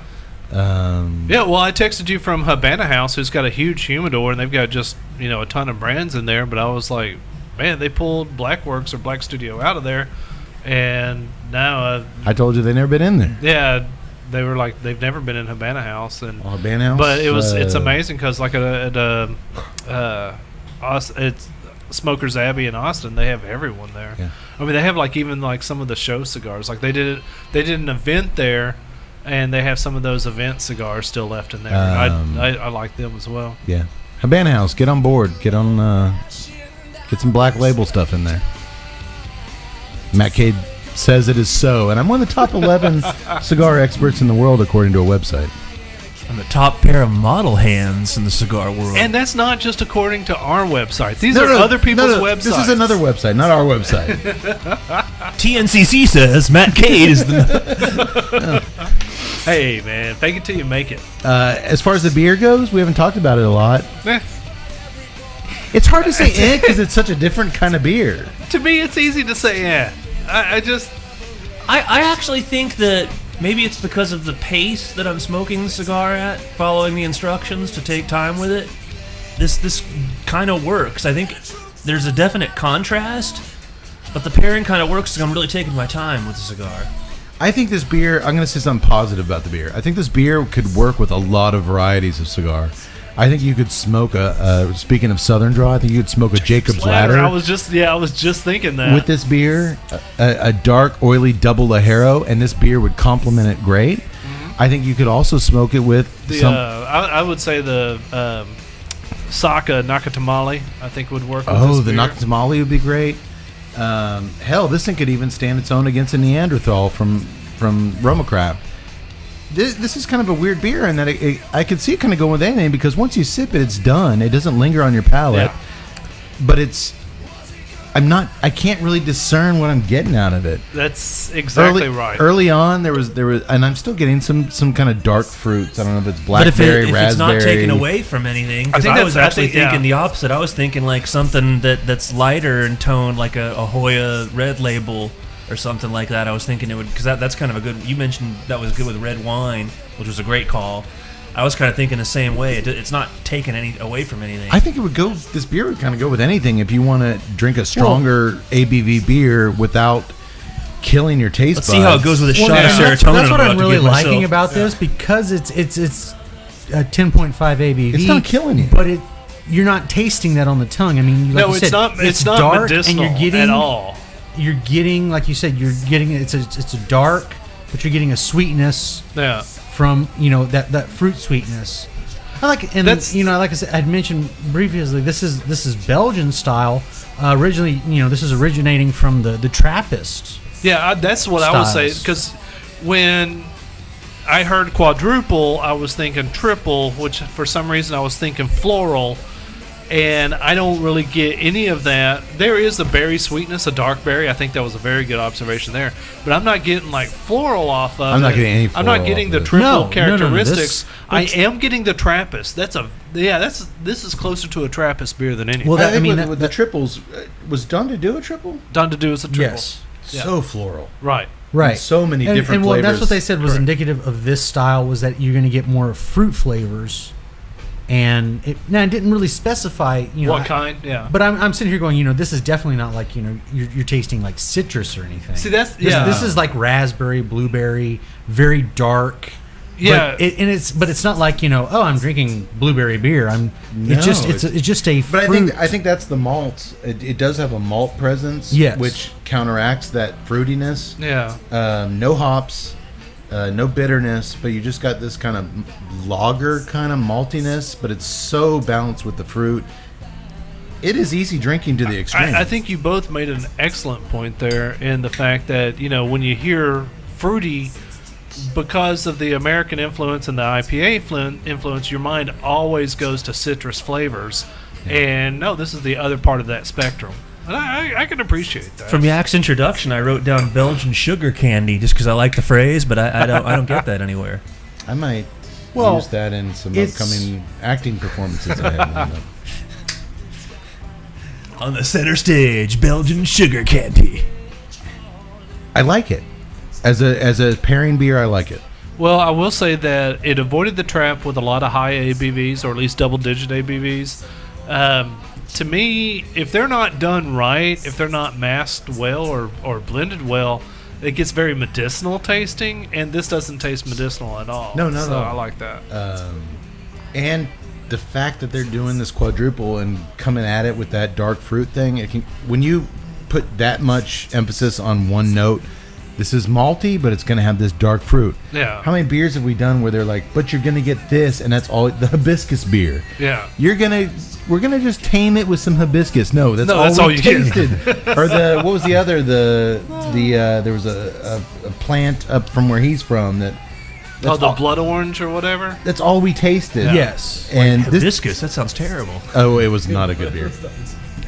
No, I'll drink this. If I'm in a bar and I see Medusa, I'll get one. Yeah. If I'm smoking a stogie, no matter what. I love that it could go with any kind of stogie. I really think it could. We'll come back to it. And we'll come back to the cigar here before everybody's done. Well, we cut to back to the movie. We need to come back to the cigar. I'm done. Damn it. No, you've got a ways. We cut to Dr. Brad and Fillmore's finest officer, Joe Biddle, as he packs up his place for the move to the big city. She gets him a sweet electronic organizer as a going-away gift. Oh, I can put my entire Rolodex here, and it's got an email, and I can password protect it. Oh, yeah. 256K, baby. It's the exact one I wanted. The 90s. 256K. He's a doctor. He couldn't afford electronic organizer. I can type in names, and it'll save them when I hit the save button. All I need is 6 AAA batteries. Meanwhile, the rest of society's looking at that like, oh, that'll never last. Yeah, good luck with that. Well, she can't help herself as he's infatuated with this organizer, but lock lips with Brad one last time. A lot of tongue, too. You guys All notice that? about it. Both of them. He's the director. And then We need to keep making Mr. out. Cade. Keep doing it. Sit on my lap. Hey, Fillmore indeed. Fillmore of her. And then comes one of the worst bits of acting in the movie. May I? Oh, But he stops. Doctor? To himself. To himself. While she's sitting right there. She's on his lap, but he says it to himself. What am I doing? What am I doing? What am I doing? It's so easy to fall right back in. Hey. personally, I think that was better than what was portrayed in the movie. I know you were doing a characterization of him, but that was so much better than what You felt bad earlier. I'm sitting here watching this going, if this jerk-off can be in sci-fi movies, why am I not acting for a living? I could be doing these sci-fi movies. Well, he's the director. Throw me a Hallmark with Lacey Chabert every now and again? Come on. Oh, dude, doctor. I'm Lacey Chabert? I'm just saying I could play one of her douchebag boyfriends. Let's start with Mindy Cohn and go from there. All right, I'm the guy she dumps at the beginning. I would totally love to. I would totally watch a you know what? sci-fi Mindy movie Cohn, with you in it. that was the fat girl from Facts of Life, right? That was harsh, man. Daphne Zuniga. We'll give you a Daphne Zuniga. Zuniga? Whatever. I've heard of What's both wrong ways. with Daphne Zuniga? Nothing. I said Nothing. Mindy Cohn. That's the fat chick, Natalie, was what from was Facts wrong. of Life. That was what was What's wrong with Natalie from The Facts of Life? Nothing.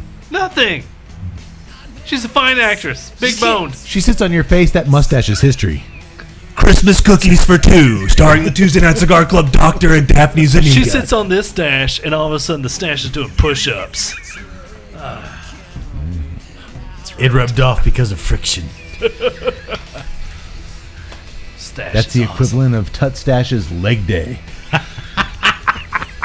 Feel the burn. Would Mrs. Garrett be in that movie? Girls! Well, he breaks away from the lip lock. It's just not fair to either one of them. There's things he wants to accomplish he can't just do in the small town. He wants to be a specialist at a big hospital, and he's sick and tired of everybody knowing my damn business in this little town. Why can't you just come with me, he says to her. I love the fact that they don't really go into anything other than, it's my dream No, to it's so be generic. a big city It's doctor. so generic. I want to go to the big city I want in to a ride big hospital. I want to ride in taxi cabs. I mean, it's just, It's so generic. and then I want to coupled- eat at Planet Hollywoods every night. And then coupled with just It is the 90s. the horrible That's true. acting, it's just. It's This terrible. place doesn't even have a Chili's. Well, she says, you know what? I'm happy here in Fillmore. I wish you would have filled me more. She doesn't say that. His needs and wants are different than hers. But suddenly a radio call comes in that there's trouble at Old Man Simpson's place, and Doc Brad is the only one who can handle it, as the only other nearby doctor, his father, Brad Sr., is out of town on a fishing trip, so he's got to stop the packing and go take care of some stuff. So Doc Brad rides along with Officer Biddle out to Old Man Simpson's place, where two other deputies are waiting for them. The old codger's dead in his cabin, real dead, with a giant snake fang lodged in his boot, Jaws style. The tooth is left behind. I was waiting for like a Chief Wiggum assessment. All signs point to a mummy. This was not Betty Sausages. They could not pin this on Betty Sausages. No. The older white deputy sends the younger black deputy out to find the old man's dog, Corky. Didn't he have a dog, Corky? Go out in those woods and look for him. Typical, send the African-American guy out into the woods I wish they would have cut away to him. on a suicide mission. I wish they would have cut away to him, like not going into the woods, but just right on the edge of I them. couldn't find Corky. Exactly. Corky. Couldn't find him, boss. But you know what? Pretty soon he returns to the cabin, all out of breath. Usually they die at this point in the movie. Hillenbrand Brothers. Well, they Gave us a twist. They give us a little. They The black did cop give us didn't a die. little jump scare. You know. Oh no, he does do the Hillenbrand trademark, but that's never addressed because he comes back to the cabin holding a shedded snakeskin about 30 feet long. Look what I found. Uh-oh.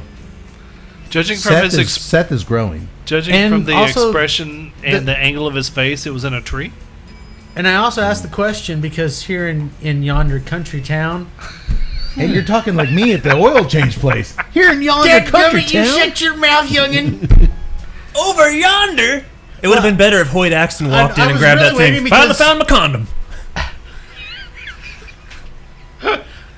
But I'm sitting here going, well, you know what? Betty ain't gonna know what hit her tonight. I'm sitting here going, you know what? If you Betty's gonna live love this around the sausage. woods and you just happen to find a 30-foot snake skin, Guess what I'm doing? running the fuck away. Packing my bags and being like, hey, I got 2 weeks PTO. I'm out. See you after the beer festival. Well, You know, I don't have PTO, and screw you guys. I'm a black cop in a horror movie with a 30-foot snakeskin.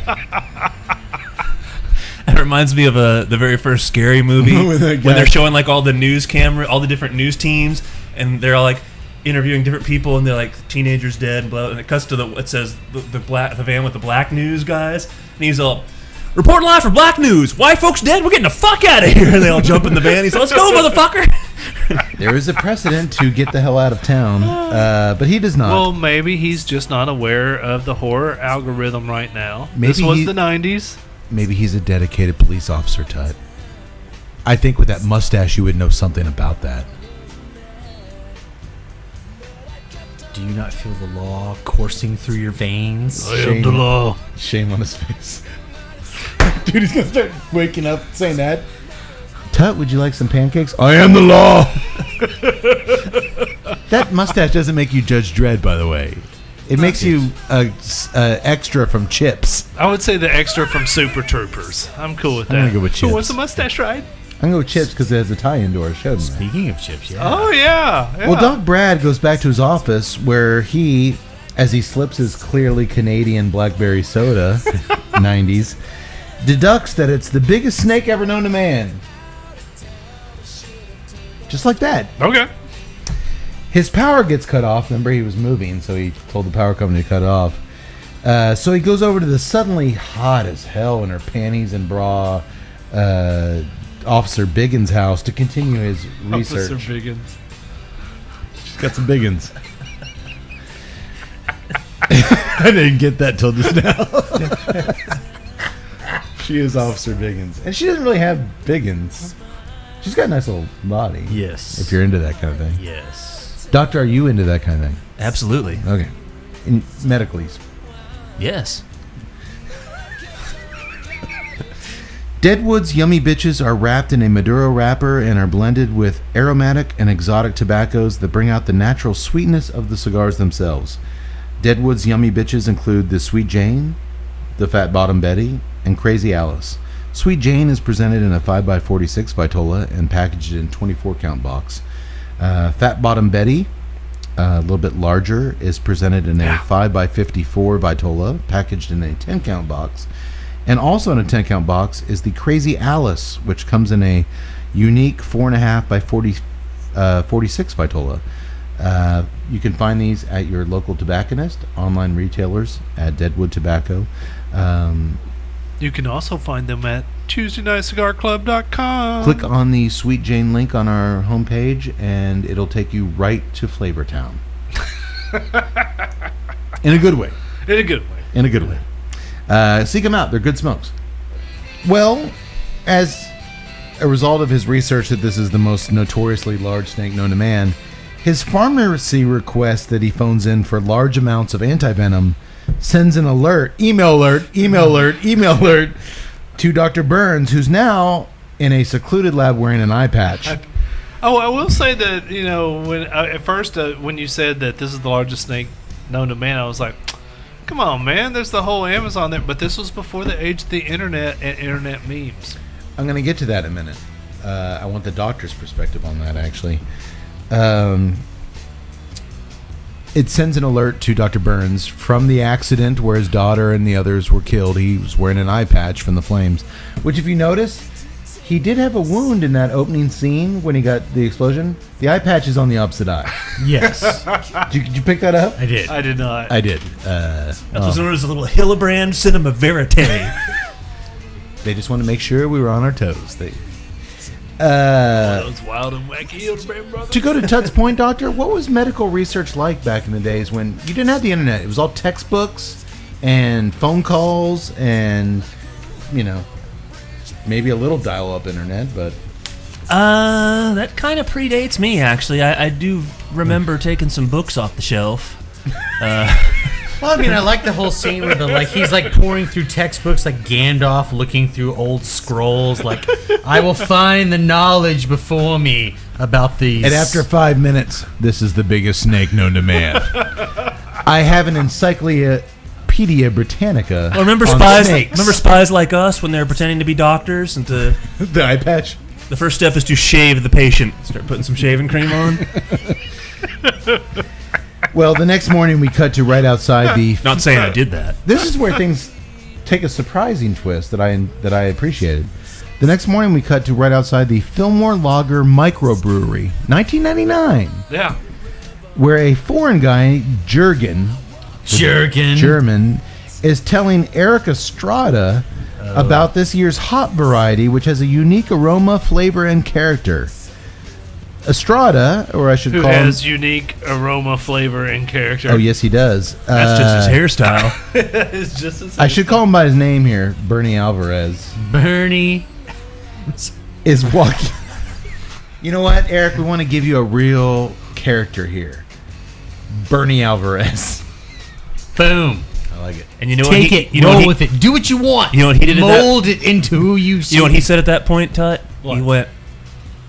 CTC, I'm your Bernie. Yeah, because this Cut was the check. Because he really, if I remember correctly, he really wasn't acting a lot at this time. No, He's done a lot of low budget stuff. He was on the Surreal Life 3 years later. He was not doing a lot of work, but he's walking. Let's put this in perspective. What he does here. This is Punch from Chips. Yes. He's walking fast along Main Street with a little dog in his hand, and he tells Jurgen, I don't give a shit about hops. Bunny's hop. This is only about coolness, about image and prestige. If you're not drinking Fillmore Lager, you're out. You're passé. And this is all done in a very flamboyant gay accent. Yeah. Am I allowed to say that? Sure. Yes, you are. Jurgen is the brewmaster, only concerned with malts. Who's very stereotypical German. But the flamboyantly gay Bernie Alvarez says it's all about marketing. You need the consistent message like Fillmore Up, the big-time small-town taste, which we kick off at this year's Brewfest Festival. That seems redundant. Yeah. We got the bands, the babes, and the boys. And right about that time, there's a trucker that walks by him. All you need to keep worrying about is the beer flowing, amigo. Boy, speaking of boys, boy, oh boy. When I saw on the credits special appearance by Eric Estrada, I did not see this coming. Him as a gay microbrewery owner? But you know what? I do actually like the fact in the credits, special appearance by. Yeah. It's not just because this is the only scene we see him in. Right. Yeah. He was on set for 10 minutes. Really? Didn't it remind you of some of the things we learned from back in the day about horror movies? Gaines is in one scene, Estrada's in one scene. It's like, okay, you've got him for 48 hours for $5,000. It worked because when I'm looking at this movie to do, I'm like, oh shit, Courtney Gaines, Eric Estrada? Yeah. These fuckers are in it for 2 minutes. But it works. Yeah. And as you said, what is it? Cut the check? CTC. Yeah. Cut the... They take And you know Estrada's like, oh, so this guy's a little bit of a But you know what? light in the loafers. I don't care. I'm crushing every female Hey, you know PA what, though? on this film. I'm going to give Estrada some credit here. Oh, no. He went for it. He went for it. Absolutely. Big He time. walked out, and each of those, they're the characters they have, they are literally on screen for 2 minutes. Yeah, but they both, Gaines and Estrada, give it their all in those 2 minutes. They don't walk through nothing. I would They gave it. actually, matter of fact, reach out to him, see what he says. He'll probably say no or not respond to me. But I want to find out what Eric Estrada was thinking when approached for this role, or when he decided to. I mean, I understand CTC. That's the overriding. That's 80% of the decision right there. I'm trying to get that to be your motivation. But Cut the check. Trying to help you. For those 20%, he's like, all right, like you said, all right, here's your character. He's flamboyant. This is the way it is. Do you think he's on the plane? And he was Punch. He was like, he was like womanizing Punch. He was like on top of the TV in the 70s. Dude, late 70s, early 80s. That dude was a sex machine. Exactly. So I'm wondering what his approach was coming in. Was it your call to have a little dog? Was he flying in like, I'm going to need a little dog? I think that there's probably a part of Eric that was like, you know what? I am going to make this my own. Give me little Pepe. Come here. Could be a very interesting story. It could be like he's Latino. It could be an interesting story. Like, was the dog Felipe? Was the dog your idea? No. Gaines showed up with a dog, but no one could find him after 48 hours, so I kind of adopted the poor little fella. Gaines was in the bathroom taking up some serotonin. For God's sake, he injected the dog with serotonin. He's just crushing spiders everywhere. Honestly, guys, I can't remember a lot of that went on the set. It was just me and Gaines, and we were crushing some serotonin in the trailer, man. Well. It worked. It was a fun little scene with Eric Estrada, and it was over. Being gay, and it was over. Apparently, and I was really sad because I was like, I was thinking that character was going to be in there some more. I just never expected more Estrada, please. I never expected in this small town of Fillmore that the festival would be a beer festival. One, yeah. Two, a microbrewery in 1999 is a very rare thing, and two, it would be owned by Eric Estrada playing Bernie Alvarez, who walks around this little southern town with a dog. Snapping it out. And it's 1990 in a town that gossips. I would affect like some of those lunch ladies in the counter would be like talking about him. Didn't you point out that is so passe? Didn't you point out that around the same time, late 90s, you were watching a 90210 episode, and David Silver's talking about the Peach Pit After Dark, and he's like, and by the way, we've got all 6 microbrews. All 6 of them. This was same time period, and he was like, we have all the nation's microbrews, and it was 6 of them. Or 10 or something ridiculous. We've got all 10 of the... I don't believe Fillmore was in there. Well, we then go to a rocking microbrewery montage where we see the town preparing for the festival while the brewers mix the malts and hops. I'm sitting here going, wait a second. Temperature gauges on the brewery stuff. It's awesome. But it's unheard of in 99, right? To a point, yes. No, in movies. In movies, yes. But my problem here is, like, they're showing that it's a montage. No. But the problem is like, okay, lager, for me, because I'm like, wait a second. Lager takes like 6 weeks to brew. And you guys are like, making it in a week. The festival's tomorrow. So we're just going to have mash. All of a sudden, you see the Asian lady doctor from the beginning just pouring crazy. Dr. Toshi Ling. We gotta get this ready for tomorrow. We can make a lager by morning. I do like there was one scene where the guy was actually raking the malt. He was raking it out of a tube, and somebody was obviously there. Every time he would rake it, they would push more out of it. Yeah, no, it was very dramatic. But I like Doc's thing. Dr. Toshi Ling, she's all scarred and burned from the explosion, but she's mixing hops. We gotta get an aggressive lager. We've done more for beer in one day. I've done more for IPAs in the last 10 minutes than Bernie Alvarez has done in weeks. What I love is that, yes, you have a brewery, but yes, you have a complete misunderstanding of the brewing process. Lager. We only make lager. Can we just admit we've discovered the first maybe film reference to feature a microbrewery and what it does? And all right, I did look up. Fillmore is an actual town in California, and there was a brewery there. It's not there right now anymore. When they showed that, I was like, "Whoa!" Y'all want to move to California? They're actually in a real brewery. Y'all want to move to California and open up the Fillmore again? We can. I got nothing else going on. Hey, and we're a short drive up to wine country, boys. I like wine. I can drink our beer during the day for work, and then we can go drink some wine at night for. My wife loves California, so let's do this. We'll make a seat. We'll make. I thought the 4 of us would get a little townhouse or something. A sawmill. Guess what? We don't have to worry about how to celebrate our 50th birthdays. We'll be dead. It's the sequel to Sideways, Crossways. We're just laying on the ground. I mean, of course we'll bring them. Dude, that was some funny shit right there. Just like the weird, awkward silence. As I look at Tut's mustache and he looks at me.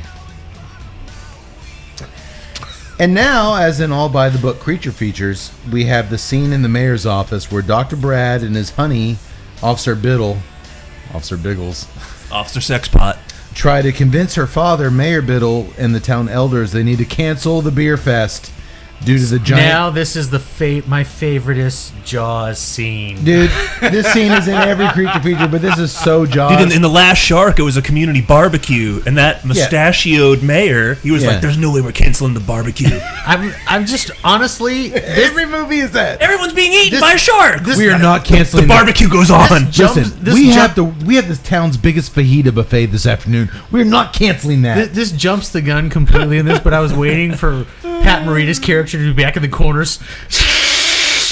You all know who I am. No, we know. Who are you? Never seen you before.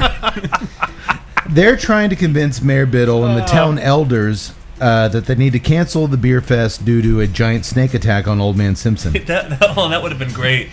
You all know who I am. Never seen you before. Well, I'll kill the snake. Are you the dude from Karate Kid? No. No. Tor. I mean, look at this. But dude, Brad pulls out, like, look at this 4-inch tooth that I pulled out of Old Man Simpson's boot. Which is what Dreyfus pulled out, but he dropped it. That's one of Betsy's sausages. Well, that's what you say to everything. That was one of the things that I was blame it all on the sausage. I'm like, all right, I'm suspending my disbelief for a lot in this movie, but that one guy was like, I can't believe we're having this discussion just over a snake. I'm like, you see that like 4-inch tooth? Seaweed? Wait, seaweed? Something in the lens? Dude, remember in Jaws 2 when he has the picture of the shark eye and there's the old man sitting there? No wonder you can't see it. Your eyes are closed. Seaweed! Something in the lens? You see it, don't you? Seaweed! Oh, yeah. Let's ask the 200-year-old fossil what he thinks. City Council, 200 years running. I served on this council with a young Ben Franklin. Well, surprisingly, or I should say unsurprisingly, Mayor Biddle says I'm going to do my best Hoyt Axton voice here. The whole entire town's relying on this festival. It's a lot like my Trace Atkins voice. It's what's going to make Fillmore Brewing a good beer that locals know about to a good beer that everyone knows about. All right. Well, Doc Brad says, you know what? With all these drunk city folks in town, the snake is even more dangerous. They have no idea what they're doing out there fooling around the woods and what it's like in the sticks. But the mayor is unwavering. The Brewfest will go on as scheduled. But suddenly, our eye patch-wearing biochemist, Dr. Burns, kicks in the door. We need to get our doctor an eye patch. Should I start wearing an eye patch? I was just thinking that. Should I go with an eye patch? I think that's... I just love how he walks in the door like, excuse me, I'm here. I think that's the next stage of your transformation is an eye patch. Did you guys think for a while that doctor looked so familiar? He really did. Abraham look to him. Yeah. Actually, you know he's been in a ton of... Oh, no, he's in The Godfather. Well, he was in The Godfather. He was in Twilight Zone. You know who I thought he was? Which makes no sense because he wouldn't have aged in like 30 years. I thought he was the satanic museum curator from the Devil's Candy. He looked a lot like that guy. Who was he in The Godfather? Yeah, he really did. I thought it was him. Yeah. But then I was like, wait a minute. Yeah, I didn't think he about that. would have to really be a Satanist and not age at all to be in that. Who was he in The Godfather? Who was he in The Godfather? He was... that's your job. Look it up. He was in The Godfather. Oh, wait, you're the one who dropped the nugget. I have notes to talk about. Okay. Real quick, you are on your nub with a cigar. Doctor, you're in Not far behind. Still very much enjoying you're just started your last third. Cody's getting to his last third. Tut, final thoughts from you? Final thoughts from me is I was coming to grips with the term's complexity. Okay, not the term's complexity, the term complexity. when you approach a cigar that doesn't have a lot of transitions, it's easy to say, well, this is not a complex cigar, but that couldn't be further from the truth. That means it's not a very transitional cigar. That means it's not, presenting different things at different stages of the deal. This had, to me, this had one major transition, right around the midpoint when you started getting that cedar and that cinnamon on the retrohale. That was very nice. When you combine the cream, and I'm not sure I really got the cream on just the straight draw. I got more of a bready taste on it. But when you combine that taste off of the cold draw mixed with the cedar and the cinnamon coming off of that retrohale, to me that's a complex taste. That's a very it's a yin and yang. Exactly. You're getting something different on the nose than you're getting on the palate. And it's obvious that when I listened through all four of our descriptions, and even though we got there at the same time, they were pretty much consistent. It's very obvious that was intentional. So I would say that this is, I kind of changed my definition of complexity, or my understanding of complexity. I think this is kind of a complex cigar. I'd like to follow up on your point, if I may, because as we've begun really taking grading seriously, that was one of the things that me personally, I didn't know in general how to grade, because I thought a cigar, when you rank it as complexity, just because you give it a high rank, complex can be good or bad. Right. And so just because we've had cigars that are all over the place, and it's not a good thing. It doesn't have to be constantly varied and constantly nuanced to get a high score on complexity. If it's got a couple of different flavors that you pick up throughout, and yet that's consistent, you might say, depending on your definition, well, that's not complex. No, but I'm going to give that a high score on complexity because it wasn't all over the friggin' map and inconsistent. That can be a bad thing. But there was the fact that we got so many different things through the retrohale as opposed through the draw and the palate. Right. And we all experience kind of the same things. That consistency is remarkable. But that balance of giving me different things, this cigar has to be retrohaled to appreciate it. I agree. I really do agree. And the flavors coming through the retrohale, that, and I keep coming back to what you said, Doctor. That very mellow, very tame brown sugar, but more of the cinnamon, curbed with the woodsy and the creaminess on the draw. It has played so nice throughout the smoke. And then all of a sudden, with the pepper you guys got early on, I got midway, and I'm getting a lot here in the last third. A lot more of kind of a strength in the nose in the last third.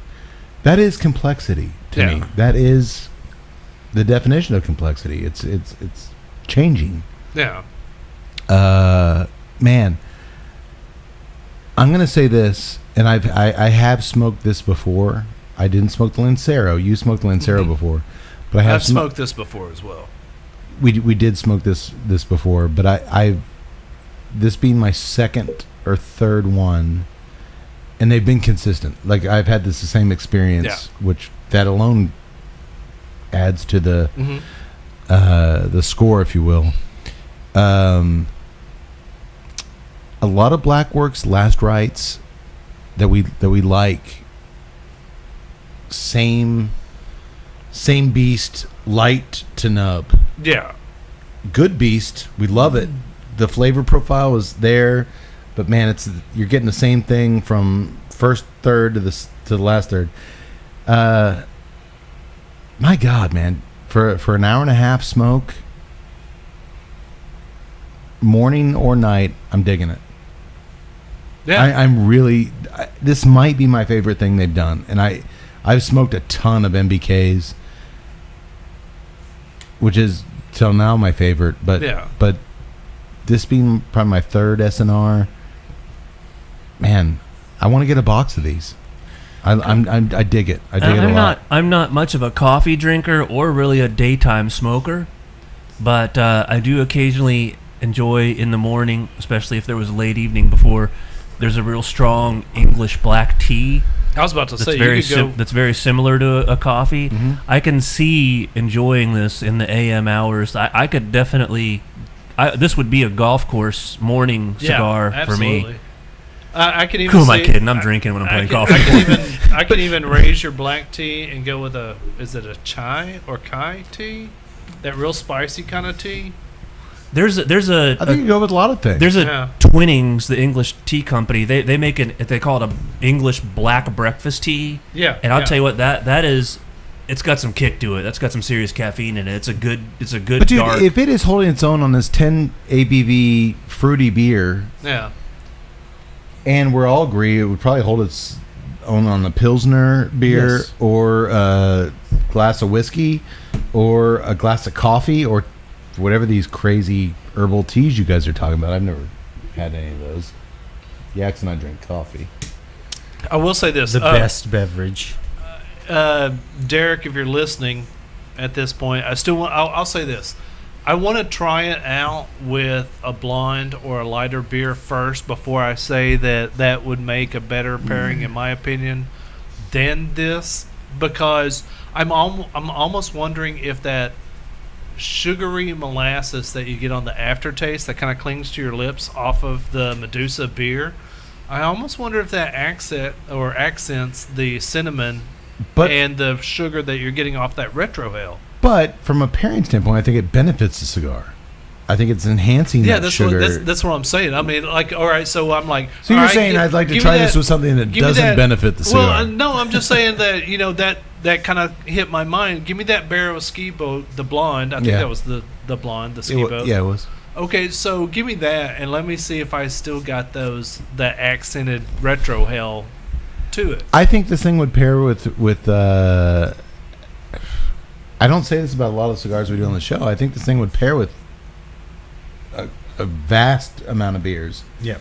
And those crazy teas you guys are talking about and other stuff. Do you guys... Been crazy about the teas. Because we are all enjoying this for so long now and you're almost done, do you want to talk about price point? Yeah. Sure. Okay. Make sure my notes are... okay. Tut, I'll start with you. I can't go because I bought one of these. You bought a before. Lancero. I bought a Lancero and one of these. Oh, okay. It's always difficult because I try to separate what would you pay for it from what do I think it costs. Right. What do you think it costs first? And that's what I'm going to go with, because probably lower than what I'd pay for it, because I've really That's a enjoyed good it, sign. and we've been working on it for quite a while. I'd pay $6 for this. I'm going to guess that it was under $10. I'm going to go with 9. Okay. Okay. Cody. He's about right. I was gonna say like $9.50, $10. $9.50. $9.50. Yeah. It is $9.50. That is... You win. Yes. What do I win? Suck it, Oh! Punch to the nose. Give me some more serotonin. Dude. $9.50? All day long. You bet your ass. All day long at $9.50. And there's a bunch of websites right now running specials on Black Label stuff or Black Work stuff where by the box you can get these at far less than that. Wasn't a big cigar. And We're working on it for an hour and a half. Yeah. Yeah.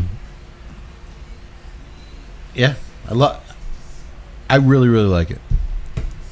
Well, meanwhile, out in the sticks, a teenage couple led by one actor known as Efren Ramirez.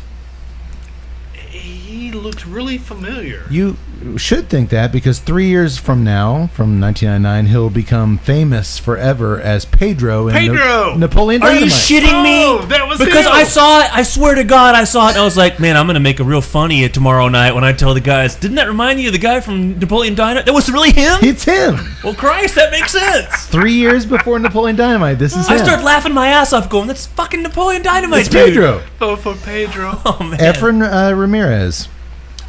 He and his girlfriend are out drinking and fornicating in the woods. That's awesome. Playing hide and seek. Hide and seek her panties. She was nice. Playing hide Betsy sausage. She was She hot. was nice, man. They were not playing Betty Sausage. Hide and seek Betty Sausage. He knew exactly where Betty Sausage was. Wait, Or what? She knew exactly where. I don't know where this is going. trap. Well, he and this spicy Latina girlfriend start making out against a tree. She's in bra and panties. And before she can slip her panties or bra off, damn it, the King Cobra shows up and they're toast. Once again, though, it's just when she didn't get naked in this, though, I knew we weren't going to see any boobs in this movie. Yeah, that was the time. That I was like, the perfect. This was the moment to do it, and we're not going to. Damn Puritan Hillenbrand assholes. We're not getting it, boys. We're not getting it. We don't have any boob money. We spend it all on Estrada. Dude, they totally spent their boob money on Estrada. But I'm kind of okay with that. Yeah. Because he brought it. Yeah, he definitely brought it. Back at the coroner's office, Doc Burns and Doc Brad are doing a new autopsy on Old Man Simpson. As if the giant fang in his foot didn't kind of tell you what happened. Once again, Chief Wiggum. All signs point to a mummy. We're having the Egyptian wing of the Springfield Museum destroyed. Well, sadly, we see more of Old Man Simpson's skin than that of the Latina hottie in the woods. But oh well. As they examine the old geezer, Doc Brad asks Burns what caused that fatal accident that caused his eye patch and caused Seth the killer cobra. My pride. No. My lack of people skills. I hired Courtney Gaines as a lab assistant. My human resource department, which is myself. Also, And then he says this. my lack of OSHA guidelines to a sprinkler system. But then he offers this gem. I think we need to call a herpetologist. No shit. A what? A herpetologist. Another sci-fi movie staple. We always bring in the herpetologist You have or to. some kind of tologist. Do you assholes know, dum-dums know what a herpetologist is? Yes, person who studies snakes. Person who studied herpes. He's right. Snakes. Oh. I think, though, I've been going to the wrong person. You mentioned Atkins earlier. When he's like, I think we need to call in a Yes. herpetologist. I'm mention Atkins. that my mustache looked a lot like Tom Atkins. I'm Atkins from Halloween 3 style. Fuck a herpetologist. We need to call in the Marines. And Atkins style. But I need a drink. Or he shows up and he opens his doctor bag and he pulls out a 6-pack of High Life Talls. I'm ready. I need a herpetologist and a 6-pack. And a herpetologist and a drink. Send in the Marines. Well, Company town. guess who the herpetologist is, boys? Tora.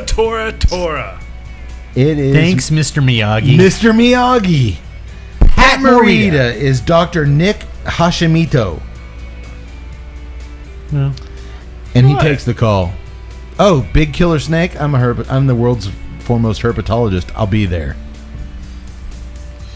I'm like, why are we all looking at each other with Hashimoto? He's got a student over there that's like, It's Pat quote Morita. unquote, milking the snake for its venom. Hey, we have Stay focused. We have Pat Morita. What do we name his character? Hashirito? All right, let's go with it. First name? Nick? Let's go Nick. That's different than Pat. Nick Hashimoto? Come on, Hillenbrand Brothers. You can do better than that. Well, remember the other town doctor who was out of town fishing when all this went down? Talk about a smart dude. Right. Sorry, can't come back to town. I'm fishing. Well, he showed up at the mayor's meeting to dispel the whole snake thing, and now he's back at his house to drink a few pre-game cold beers before the beer fest. TNCC TNCC style. Us style. I actually have that in my notes. Us style. What are you doing? Drinking beer? Ain't you going to a beer festival? Yep. He's a physician. But somehow Seth, the King Cobra, knows where he lives and knows he's a threat to him, so he takes out the dock as he chugs beers on his sofa. And this gives us our first really good glimpse of Seth in all his non-CGI glory. It's a real rubber, giant, good-looking snake. Did Seth smell the beers? Is he the official snake of the TNCC? We get t-shirts? Show him cross-eyed with beer in each hand. Well, he bites the old dock, and we see the snake full-blown, including its massive rattling tail, which is really well done. Actually, the tail was the only thing I really didn't like. You thought it was cheesy? Yeah, for some reason I did. it's a cobra. Cobras don't have rattles. No, but he was crossbred. He was crossbred. We learned he was crossbred with a copperhead We don't learn rattlesnake. that until later. You see a giant cobra. He's got the thing, the little hood, Yeah. the cobra hood. By the way, But then he's got a rattle. He was crossbred with a copperhead rattlesnake. They tell us that. Yes, Like our Copperhead Medusa beer tonight. when the hood unfolded, that's totally some dude back there with a pneumatic pump trying to pump that thing up because it was To like. Cade's point, I appreciate that because it's handheld movie making. I thought the snake actually looked really good on this scene. Like the you're shooting over the couch and the snake is coming up in the background. But I also thought it love looked how the really, snake really has like good. eyebrows. Yeah, the eyebrows. Once you got into the close up of the face, I was like, and the snake I missed the eyebrows.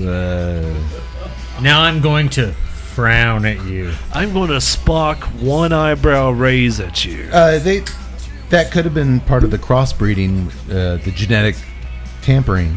Doctor, could a We need to increase serotonin levels, and we need to genetically engineer Well, in the eyebrows explosion, on Gaines a ended snake. up in the. Doctor, through genetic engineering, could you produce eyebrows on a snake? It's funny you mentioned that, Mr. Cade. I would have said no, but if the shark in Jaws 3 can growl like a wolverine, then there's no reason that this snake can't have eyebrows. Thank you.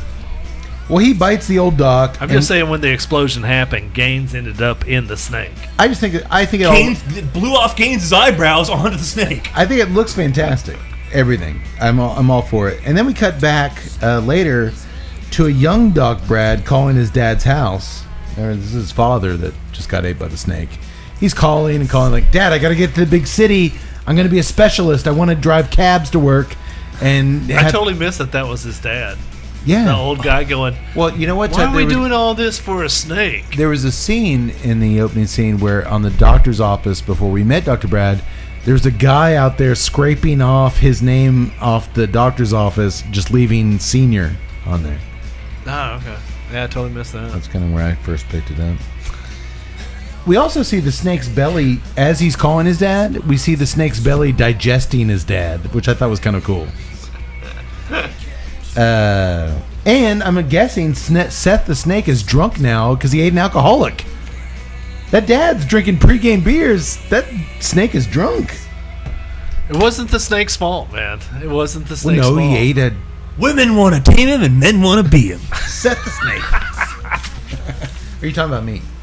The snake. Oh, the snake. You could have that quality yourself. I'm working on it.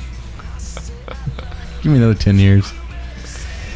Meanwhile, in town, the Brewfest is in full swing. Boy, is it. Everybody's drunk. There's just drunk dudes swinging all around. There's a terrible band on stage, but there always is at these things. Sorry, Rex.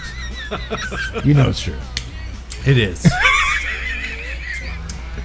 We got the best that we could afford with the funds available. As a pub owner who's thrown on numerous beer fests, there's a lot of terrible bands out there. Yeah, there are. And the old white cop and the young black cop are That doing is their... untrue. I have seen Stony Lou at the Brutes and Rude. I'm not saying it's the rule. I'm saying it's the norm. I've seen, what's his name? The Chris Hold on Robeson. now. I'm thinking you and I can start getting some Charlie. gigs. The Tut Doc experience. Hey, does that rhythm guitarist have an eye patch on? And does he not know how to play music? It doesn't matter. It Doesn't doesn't matter. matter. Once It's you beer have a fe- it's beer once you fest. have a macro, It's beer fest. We don't know how to. I We don't cannot need to learn how to freaking play our talk instruments. There's There's you have no a microphone in front of you with some lights. A microphone? There you I go. wonder if the 10.5 ABV has anything to do with it. It does not. These microphones. Tell, you're the musician of the group. What is a macrophone? A macrophone is something that we invented on the Travis Tritt tour. It was so much more. We ate so much macaroni and cheese on that tour. Oh no! Tritt loves his mac. I mean, trust me, as a piano player, when you walk off the stage, you got your Mac full on. And that's why you were singing into the microphone. Seems legit. I'll go with it. That's what I told a lot of ladies on the tour. Well, I'm Do you sure- want to sing into the microphone? I'm sure you did. That's why I'm not allowed in Alabama. 1/4 cup whole milk, 4 tablespoons butter. That's what gives you the mac and cheese experience on the Travis Tritt tour. Pour it on your microphone, you got a And a microphone. little something extra gives you your microphone experience. Bring in Wopat for the closing number, and everything is gold. Ladies and gentlemen, Mr. Tom Wopat. All the chicks run screaming. Cover your buttholes. It's Tom Wopat. Pulls out his guitar. It's time for me to Alleg- loosen the old fingers. Allegedly. Well, Doc Brad, Cocaine is a hell of a drug. apparently. I'm sorry. I'm just picturing Tom Wopat chasing all this tail around. Now I lost my place. The white old cop and the young black cop are doing their best to patrol the grounds. Doc Brad runs into Officer Biddle, his old girlfriend, and he tells her, "Look, I gotta go. The big city. I can literally hear it calling me. He says this like 10 times. I got to go. But you know what? My dad will deliver whatever anti-venom anybody gets bit, my dad will take care of it. Or he won't. I'm getting the fuck out of here. Or the fact that there's a giant 30-foot fucking snake just roaming around. Guess you know what? what? Hey, I gotta get out of here. I gotta head off to the big city. You were really concerned about that 4-inch fang yesterday. This is, you know what? I've overstayed my welcome. Maybe if you paid more attention to my 4-inch fang, I would have stayed put. That would be a good scene. Well, Officer Biddle goes to check on Brad's old man. I would have nailed that role. I know you would have. She goes to check on Brad's father, but later that night, and of course that doesn't go well. He's dead. So Doc Brad is forced to stay, and Mayor Biddle agrees. You know what? We got dead bodies. I'm shutting down the beer fest. Finally. So much so, the next morning there's a truck driving through town with a megaphone ordering citizens, stay in your homes. Giant snake on the loose. But that can't stop the Fatso hillbillies from gathering at the local gun shop to arm themselves and head out to hunt. It's go time. We got to hunt ourselves some new snakeskin boots. This is what our Second Amendment in the Constitution is built for. This is why we have the Second Amendment, to protect ourselves from 30-foot snakes. All right, well. It's the best argument I've heard so far. At least they actually have something to protect themselves from. Speaking of Second Amendments, can I get myself another Medusa? Oh, you bet. Thank you, sir. You're very welcome. Back at the cigar-chomping mayor's office, herpetologist Mr. Miyagi is questioning Dr. Burns on how he managed to merge an African-American... Sorry. I got it confused with the cop. An African king cobra snake with a diamondback eastern rattlesnake. Gene splicing, Burns says. Miyagi continues his question. Why would anyone want to combine two of the most dangerous species known to man? To which Burns says, we wanted the two most aggressive animals known for our testing. Fascinating, Miyagi says. Were you disappointed? Burns says, no, foolish. Were you disappointed? This is honest. Were you disappointed that Pat Morita spoke in as native Californian and not as Mr. Miyagi? A little bit. It was different. Why you breed the snake?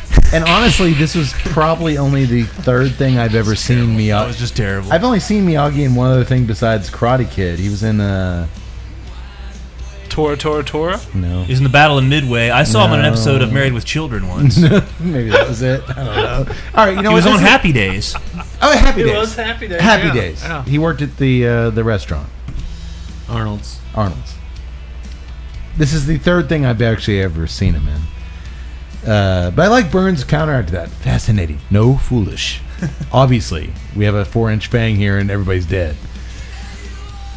Miyagi agrees. It certainly was foolish. He tells the room that snakes kill more people in 1 year than sharks kill in 100 years. What you just said would have been funnier if he went, Miyagi agree. I mean, Kashimoto agrees. Hashimoto agree. Is that true? Well, Probably. Let me go on. They're responsible for more deaths than all the other dangerous animals in the world combined. Now that is power you have... Do I need to say this like Miyagi? Now that is power that you... He doesn't say it like that. No. He talks normal English. That's how he normally... He's from California. Now that is power you have to learn to respect. A tablespoon of its venom can kill 165 people alone, or roughly 165,000 mice.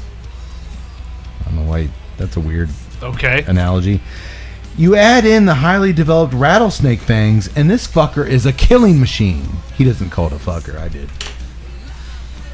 It's a remorseless killing machine. Here's the thing, though. Do we really need Nakatomi or whatever to tell us at this point? That was the building in Die Hard. Do we really need him to tell us this is a killing machine at this point? I mean, we've seen this thing. It's... Remember those redneck fatsos? Of course. Well, they're out in the woods hunting the snake now, and the smart scientific folk have parked their RV in the woods where Mr. Miyagi tells Doc Brad as he loads his shotgun, "Tut style, this will solve everything." You may think a shotgun is the answer to taking this thing out, but when you look it in the eyes, you'll realize it's going to take a lot more than that shotgun. So Doc Brad and Miyagi take off on their bicycles. Because bicycles don't make a lot of noise, the snake is attracted to vibrations on the ground. And they go off in search of the beast on their bicycles. Hey, man, he's a herpetologist. I guess he knows his stuff. I'm not even going to go there. Never mind. Oh, you got me all keyed up there to I'll come back to hit you with some knowledge. I'll come back to you. I'm sorry, if I'm out in the woods hunting a 30-foot snake, I'm getting a shotgun. I might die with a shotgun in my hand. Well, but we're it's going to gonna be learn. in my We're going to hand. learn what the average yokel will do when encountering a beast with a shotgun right now. One dumbass yokel actually finds Seth the king cobra sleeping in the woods, and rather than shooting him, he has a shotgun 1,000,000 times. He chooses to yell out, "Hey guys, I found him! He's already dead!" No. Which of course wakes the snake up. I'm assuming out of its hangover from eating that alcoholic doctor. He's just taking an afternoon nap. Like, he's just passed out. He's drunk. No, His mouth was wide open. The herpetologist explains this in the next scene. It kills that hillbilly's ass. The other rednecks can't believe it. Well, take off his pants and suck out the venom. He can't be dead. No. Which kind of proves my point that maybe all gun-happy rednecks are super gay.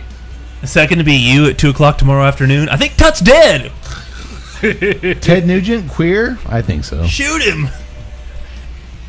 Did Kay just tell you that a shotgun solves everything? That's your philosophy? No, I said that's his philosophy. No, yeah. Every horror movie we do is like, I just shoot him with a shotgun. This guy has a shotgun, finds a snake, does nothing, and then his buddies are like, let's suck on him. No, I like how you said that was Tut's answer for everything. It is. I'm just picturing your wife, Jason. There's a Western Union guy at the door. That has been Tut's go-to on the show for 71 episodes. Pizza guy's here. If you interview Domino's to this day, it's Not the Domino's guy. You let him in. they get. I've been at your house. Domino's gets a pass. I've ate more Domino's at Tut's house in 2 visits than I've ate Domino's my entire life. Domino's has the passcode for my house. They just come right on in. So we agree these hillbillies are a bunch of queers. No. Okay. One wants to take pants off, the other wants to suck it. Well, Seth goes on to kill all these. What's the is it Caddyshack 2? Caddyshack 2. You need to suck out the venom. If I pull out the poison dart, will you suck out the poison? No. Chase is like, let me get this straight. You're going to take it out. You want me to suck it. This is one of the 2 funny lines in the entire movie. Well, Seth the Snake goes on to kill all these gay fatzos. And he also goes on to kill the 2 Fillmore deputies pretty soon after. That's going in my notes. I just can't come up with many more adjectives to describe these gay hillbillies. Back at the scientist's RV, Mr. Miyagi reveals that he's actually been bitten by snakes They're basically 167 times, so he's kind of a rock star in the anti-venom world. I've had it all. True. So much so that I am they... walking anti-venom. What does being a rock star in the anti-venom world get you? I'm a rock star. A bunch of people like sucking out your blood for anti-venom? I'm a rock star in the cigar podcast world. It has gotten me absolutely nothing but All of trouble. a sudden, Miyagi's ghost is right on my shoulder. Pussy. Whoa. Anti-venom skanks. Podcast head, anti-venom head. Anti-venom head. They all buy into what he's saying after he says he's been bitten 167 times. So much so they help him build a predator-like trap for the snake the next morning. They've tied a poor goat to a stake in the ground, and when the snake comes, they'll be ready. So they all put on their protective plastic goggles, as if that's going to help with anything. It's a spitting cobra. My eyes, the goggles do nothing. 30-foot cobra. Let's put on our rubber goggles. It's a spitting cobra. Rubber plastic goggles, acidic venom. It's not acidic venom. It looks like acidic. It's just venom. I don't know. I think It's meant to acidic. debilitate the victim. Well, Seth, the snake, shows up. I can't get over the name of the snake. Seth. Well, at least it wasn't like, like Bob or something. So anyways, Seth- Bob's here. Seth shows up, and despite Mr. Miyagi urging patience with everyone, Dr. Burns decides to go all tut crazy and fire with a shotgun. And sure enough, Miyagi's right. The snake recedes into the forest. But You that blew wasn't. it. No, You had to that start wasn't the shooting at doctor. it. The doctor would have shot him had Miyagi not knocked his gun up in the air. Well, everybody freaks and starts shooting everywhere, which eventually the snake, for some reason, comes back out of the wild, and it bites Dr. Burns immediately. Guy with the eye patch, dead.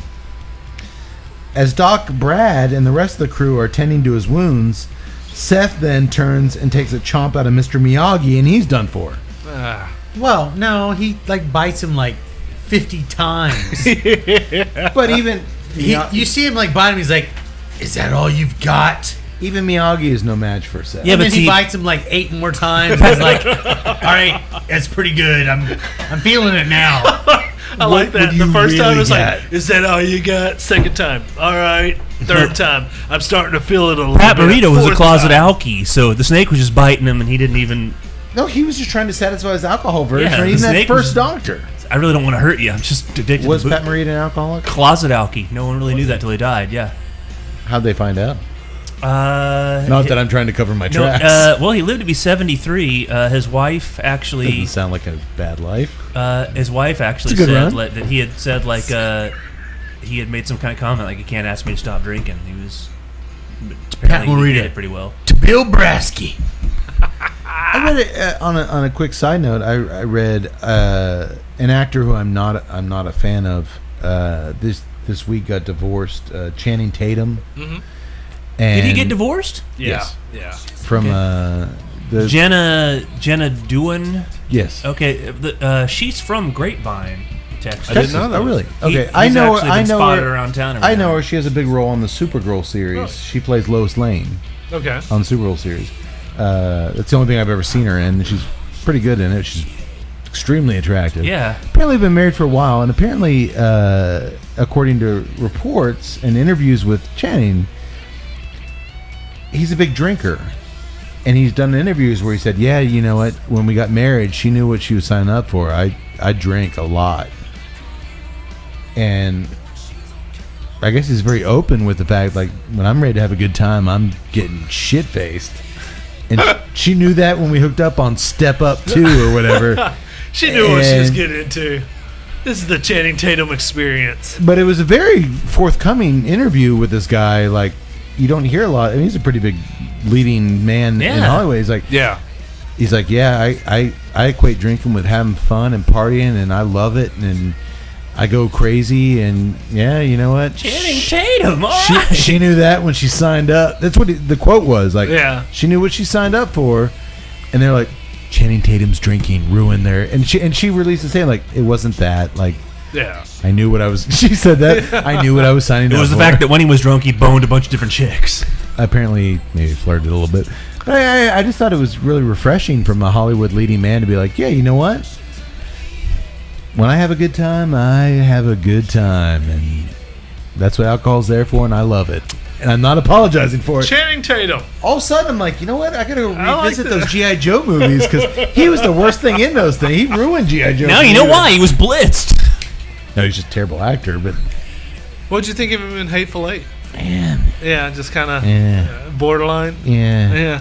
Everybody else was so good. By that time, Yeah. you're already so much Well, loving the that's- movie. Everybody else was so good. Like, he could have been like It's kind of like that one chick in Bone Tomahawk. Everybody else is so So- stellar. everybody in Hateful Eight. I'm looking at the poster up here in the corner, No Hope, and Channing Tatum is very small in that poster. Everybody else was so damn good in that movie Yeah. that, you know, yeah, he had an accent and he kind of did his thing, but It's toward the end though, and so everything's been so great that it doesn't, like you said, it doesn't bother you. True, he had a very small, relatively small part. What was the movie? End of the World.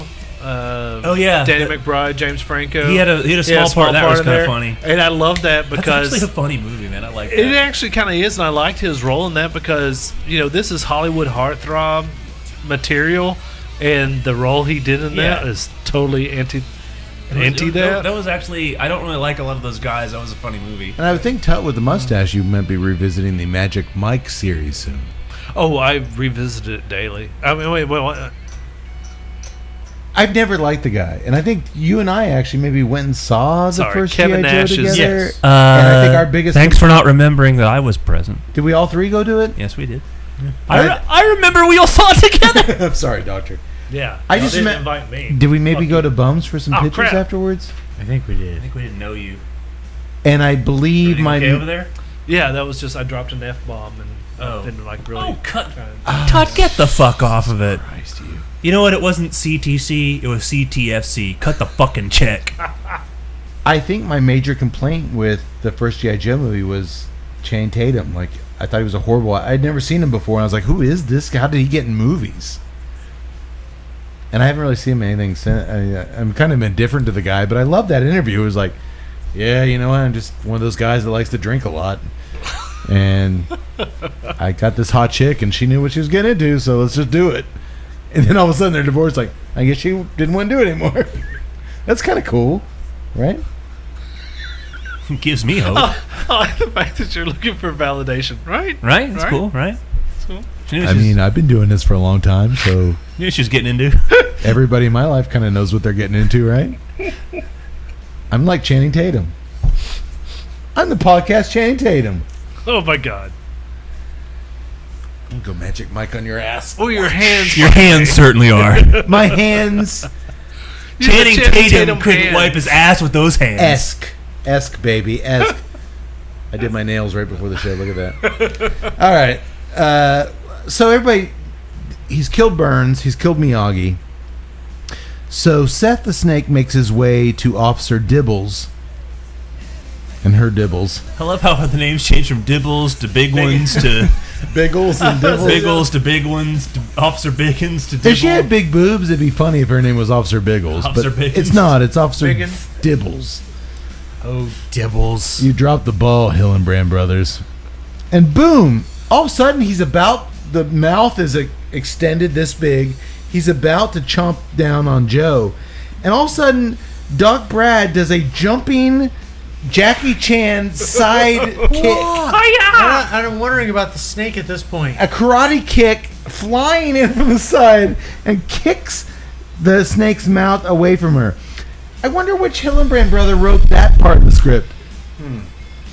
You know what? What if at this scene where I'm playing this guy, I know karate, and I save the day by doing a sweet-ass Jean-Claude Van Damme sidekick into the snake.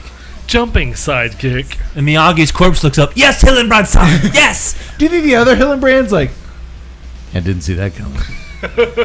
No, because he went, whatever, I'm getting paid. CTC. Cut the check. Well, he knocks... Such a cheesy fucking kick, too. It was. Well, they end up trapping the snake in a steel tube. They release a bunch of gases, doctor style, to neutralize the snake in the tube. And just like that, it's over. They've captured it. Well, you get one last. We cut to the Fillmore Brewing Company where Doc Brad is giving... Before that, you always have like the final Michael jump scare, the final Jason jump scare. Right. The final jump scare, but he's in an iron tube, so how can you jump scare this? Let's poke the fangs out through the front and then so slide it grew back another down. fang after it stuck a fang in the doctor? Apparently so. It just grows fangs left and right. A shark replaces It's all of its fantastic. teeth. This movie is fantastic. Fantastic. If we were around in 99, that quote would have been on the VHS box. Tuesday Night Cigar Club. This movie is fantastic. Well, we cut to the Fillmore Brewing Company where Doc Brad is giving Officer Joe a present. His King Cobra. It's... No. By the way, I did want to pair tonight. My original thought tonight was to pair with King Cobra malt liquor. Oh, that would have been awesome. Well, you'd be asleep 10 minutes into the show. You and I would be out there fighting donkeys. You and I would be out kicking all sorts of donkey ass. Doctor, we've drank our share of King Cobra. We've had some over the King years. Cobra. I believe one time we I chose to class it up a little bit. classed it up a bit. He gives her the leather-bound organizer, which is just... Take this donkey. It has the pencil attached with a little leather strand. She's small town. She got him the high-tech organizer. Oh, my passwords and my emails? He got her the leather-bound journal. Oh, because that's what she Deputy needs in this town. Biggins, you can't understand passwords. And he also tells her, encryptions. are you ready for this? I've decided to stay in Fillmore and fill you more. Before, yikes! A giant King Cobra jumps up out of nowhere and attacks him again. Boom. Boom! No, It's just a dream. Ah, They're actually safe on a hammock, totally safe. The Somewhere. The last scene Somewhere. dream sequence. It was the carry, the hand out of the rocks. I'm looking at you, Green Inferno. They're fine. Maybe. We didn't get a King Cobra 2. I We should wonder have. why. No, we shouldn't have. One's good enough. The Hillenbrand brothers are now running the janitorial service that cleans my office. How they doing? Pretty good. You have an office? It's more of a dungeon. You have a janitorial staff I've got a dungeon. and janitorial staff. Well, there's people around every time they have a mop. I don't know what's going on. All right. That's the end of the movie. Had enough of your questions. We mentioned it earlier, Doc.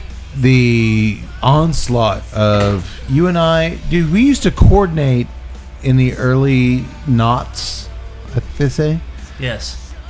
Sci-fi movies when they were coming out every Friday or every Saturday night. A new Sometimes sci-fi on a movie. Monday night at 10, we had to go to work the next day. We would still coordinate. We're like, hey, you go get your Steel Reserve malt liquor. I'll get mine. We're gonna watch Leeches. And in no way is that depressing. No way is that depressing. But they had a shitload of snake movies, and then they evolved into a shitload of crocodile movies. They involved a shitload of, which went to the Sharknadoes, and then they went to the shark. Every now and then there were Shark some good ones. There was octopus. like Sharktopus. Swamp Shark with Christy Swanson. Sharktopus, or the five-headed shark versus Brooke Hogan. Pterodactygon. Sharktopus with Eric Roberts is good. Yeah, we could write a thesis paper on it. They got so CGI crazy that it made me appreciate this film for the old school aspect of it. Me too. I'm saying old school 1999. Yeah. I dug the look of the snake. 1999 was almost 20 years ago. It was, and I think they should have showed the snake more. You built this fucking snake. Yeah. Why show Pedro and all these chicks? Just show it. You built the snake. Show least us show eating the- it. You're not making Jaws. All you gotta At some do- point, the Hillenbrand brothers had to realize, you know what? This is King Cobra. It's not Jaws. We should probably show some blood Well- and maybe some titties. You're Well- saying that a guy should have realized that who did this. What am I doing? What am I doing? It's so easy to fall back into it. I can understand like the first couple Touche. of times doing the cuts. After that, man, have a camera behind the snake. If you don't want to show the whole snake, No, but you show built- that snake going up. When you realize that you're not making Jaws and that your movie isn't going to be on anything ever remotely talked about with Jaws, I almost think that they thought that they were making Jaws. in their own way, sure. that's kind of sad. Kind of is. Maybe. I mean, It's kind of sad. I mean, you're making a creature feature. Nobody's ever going to come close to Jaws. I'm Yeah, thinking but- that they were trying to cash in on Anaconda because that had just come out. yeah. If you look at the very end credits, it was copyright 98. I'm just saying, you spent all this money on the snake. Show it when you have this hot little spicy Latina chick getting down to her bra and panties in the woods. How about this? Anaconda didn't She have takes- boobs. Jaws Nope. didn't. I think have, they thought. Less is Separate more. yourself. Have her take off those bra and panties, and all of a sudden, whoa! And then show the snake attack her. You got to give what you're not getting. You know what? Anaconda didn't give you titties. Anaconda didn't give you, what'd you call it? The old lady's bush and from Hee Haw? Minnie Minnie Pearl. Pearl? What just happened? We're not giving. I don't really know. You know what? We're not giving you Minnie Pearl Bush. We're giving you hot, young, 19-year-old Latina Bush, and we're giving you titties, and we're showing you a giant. We spent all this money on the snake. We're going to show you the fangs going into those boobs because we're not Jaws, but we're going to give you fun, and we're going to give you Roger Corman type entertainment. I was about to say that comes down, but that comes down to self-realization. Do you realize that you're not Spielberg? Do you realize you're more towards Roger Corman? That's always the thing with these films. When these filmmakers need to realize at a certain point, you're not John Carpenter. You're not making the next Halloween. Yeah. You're not Spielberg. You're not making the next Jaws. You're making something that's going to give me a reason in 90 minutes to put your movie slightly above the next creature feature that comes out. And you know what's going to do that? Well, Boobs, blood, creature effects. maybe they just went wrong and they thought that you were going to think that because of Gaines and Estrada. Yeah, I hindsight's 20/20. Obviously, I tend to think that they saw Anaconda and thought we can make a giant plastic snake and do a movie like that. And like I alluded to earlier, Cade, what we know, hey, we can get Courtney Gaines for one day for $5,000. We can get Eric Estrada for one day for $5,000. We're gonna make a low budget, but it's gonna be a really good snake movie. No, they weren't ever thinking the Spielberg connection, obviously, but I think they were feeling like, hey, if Anaconda just made $140 million at the box office, we can go make a snake and go out here get some of these people that audience will recognize. We can make a really good tight movie like that. And what's really gonna sell it is when I do this. It's so easy to fall back into it. Put in the karate kick. Put in the karate kick. It's gold. What are you doing? What are you doing? It's so easy to fall back into it. Well, now at our age, you're the herpetologist. I don't have herpes. Snake. That is not what a herpetologist is. As a doctor, you should know that. I'm not like an animal doctor. You know what? I'm going to go out there. I like this movie. I did not. I thought it flowed at a good pace. I like the microbrew stuff.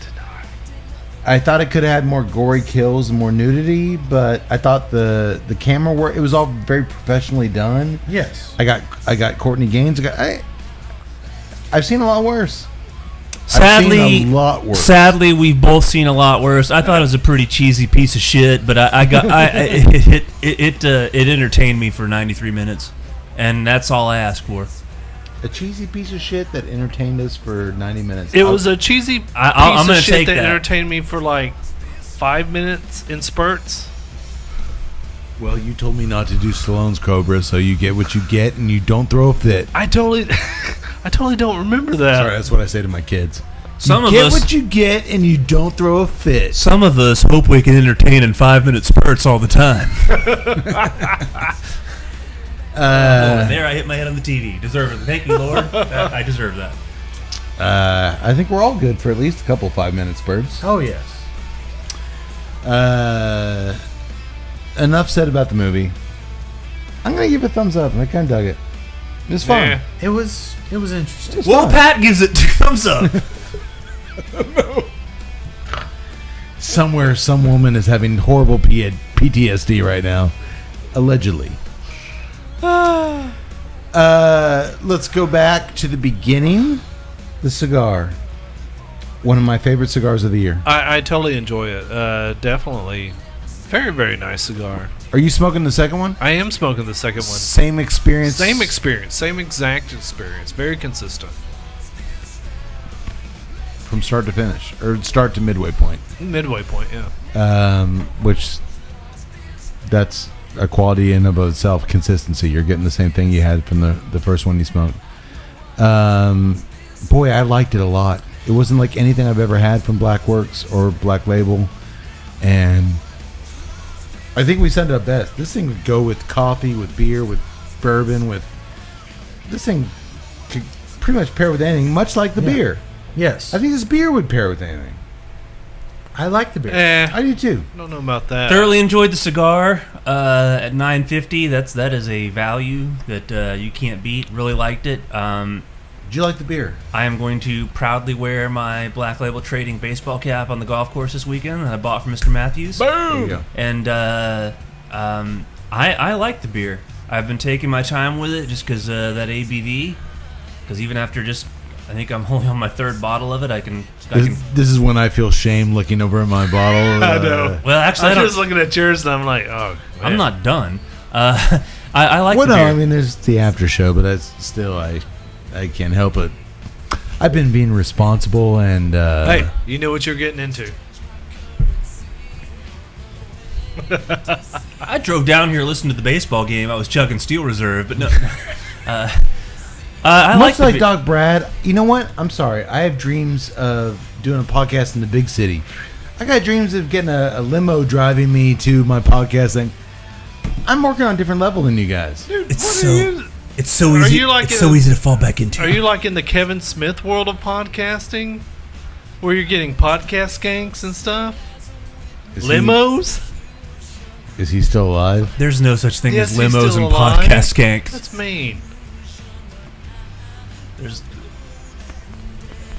Cade is not falling into the Kevin Smith world of I'll podcasts, go- and that I'll is go- a compliment, sir. Kevin Smith, hope you get better, man. I do too. A young hero of mine, and I haven't listened to a single one of his podcasts, but a young cinematic hero of mine. Likewise, Kev, love you. Maybe lay off the ganja. Just a thought. Or not. We're all drinking heavily. Well, I kind of agree with that. No, I'm pretty much stopped liking his stuff when he started smoking weed, so I'm all for that. Yeah. But I'm sure a lot of people. Well, no, I've been drinking from when we started the podcast, so I'm sure a lot of people like the podcast before I started drinking. Wait, You know? what? That was episode 1. that was never a thing. I love Kevin Smith. As I'm Confucius say, don't throw rocks if you live in a glass house. So, Kevin, do what you got to do. Glad to hear you're on the mend, brother. Like Cade, absolutely. Idol, definitely. Early Yes. stuff, big time. A huge idol. Yeah. My God, I spent a year of my life making a movie trying to be Kevin Smith, so I'm not gonna. I love the guy. And another topic for another day. I like the beer. I do too. It's an interesting beer. I don't like dark, heavy beers, but I like this one. Well, and I think that's It's gone as soon as I drink it. It really is. That's kind of amazing. I Actually. think with the high cigar we're ABV, smoking, but that's a positive. in its own way, like you just said, it's not heavy. It doesn't weigh you down, so you just keep drinking it. And it's very You know what? I sent one of our big time fans on the show, Honest Roast Coffee. I sent him a bag of coffee that I've been drinking a lot of at the house. And to his credit, he was very honest about it. That's why good. it's called Honest Roast Coffee. Dude, he was honest. It looked good. Smelled good. He sent me pictures of his coffee brewed next to this one. A lot of makes sense, but he's like, you know what? Not a lot of mouthfeel. And when I started thinking about that, I've heard that before. I started thinking about that. I'm like, you know what? He's right. I love this coffee. I love the way it smells, the aroma. Yeah. But the minute I drink it, it's gone. Like the minute I take a sip, I don't have anything lingering. Like Yeah. I'm not looking out on my back deck with two hands on the mug. You're not, No, it's gone. You're not sitting in a Chevy I commercial love the way with it Bob smells. Seger. I love the way the beans smell out of the bag. I love when I grind them, and I love the way it tastes on the first sip. That's right, man. But dude, Talking about the night moon. that was the first time I'd ever. Could have used a few pounds. That was the first time I ever heard the term mouthfeel. Yeah. true. He's like, it doesn't have a lot of mouthfeel. I wish that was the first time I heard. This has no mouthfeel. I heard it in the Right. courtroom. Yes, You literally take a sip of it and it is forgotten. correct. But it's delicious while you have it, That quick, and then it's gone. that quick second it's in your mouth, it feels good. Tut's birthday party style. Still the one, baby, you're still the one. Are you guys doing Bob Seger stuff? Yes, we are. I'm sorry. Every time I see coffee, I for some reason hear Bob Seger. Working on the night moon. I've never heard. You know what I always. Awkward teenage. I'm sorry. I just want to be Working like on out in a night hayfield somewhere, or just sipping on my cup of Joe at 6 a.m. In the summertime, sweet, sweet A summertime. little too tall. Could have used a few pounds. You know what I never understood? When Pizza Hut came out with their wings, Wing Street. How did they not license? Down on Wing Street. How did they not license? Down Bob on Seger? Wing Street, Down on Wing Street. Down on Wing Street. Down on Wing Street. How did they not license sings that song. That's Money in the Bank. Oh man, I don't know who the ad agency. Little Buffalo Sauce. I don't know who the ad agency is Down for on Domino's, Main but I think we just Street. fired them. Got them fired. Dude, pay Bob Seger the money. Tut's calling Domino's tomorrow. I've got an idea for you. Come back, baby. Domino's never forgets. Oh, they don't forget his house. Oh my God, they know where he lives. I have not had pizza since March. Since this morning. That was a week ago. My birthday. It was like a couple of weeks ago. Okay. Well, I'm cutting back. And let me give you props, Mr. Cade, for performing, as a lot of people in different walks of corporate life say, performing their due diligence. I will go ahead and I will not be Chevy Chase and Fletch Lives and say it takes a big man to admit he's wrong. I'm not a big man. I one time didn't criticize Mr. Cade, but asked him at one point, not this episode, but several past, you were trying to make a tie-in, and I, not through laziness, but just through sheer obstinacy, asked him if it was worth it to go through that effort, and he said it was, and you were right, and I was wrong, and... I don't know about that. Well, that's...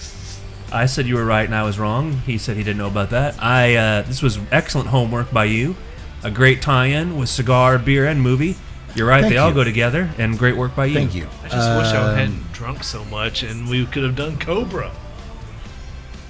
As Drank Kate, 2 beers. No, I mean like that night at the As pub. Kate- when we were as just Kate talking When about I said- drank 20 beers. it. You know, as it's Kate like, said, that's no, on- we don't want to do. We I don't didn't want to bring do any tools with me to clank together exactly. continuously as we did this. I do vaguely No, it- remember a time at the pub where I was like bashing my fist It's- together. Plus, I lived going, 20 times, went, go ahead. I don't shop here. It's an interesting point because at one point, thank you for saying that, Dog. He was like, you know what? Does anybody really hey, care? you that- earned it. Does anybody really care that we pair the beer and the movie and the We do. cigar? Does it really matter? And I was like, well, it matters to me. That's all that matters. I want to tie everything together, and if nothing else, it matters to me. And Doc was big. He was like, hey, go forth, young man. I certainly didn't naysay.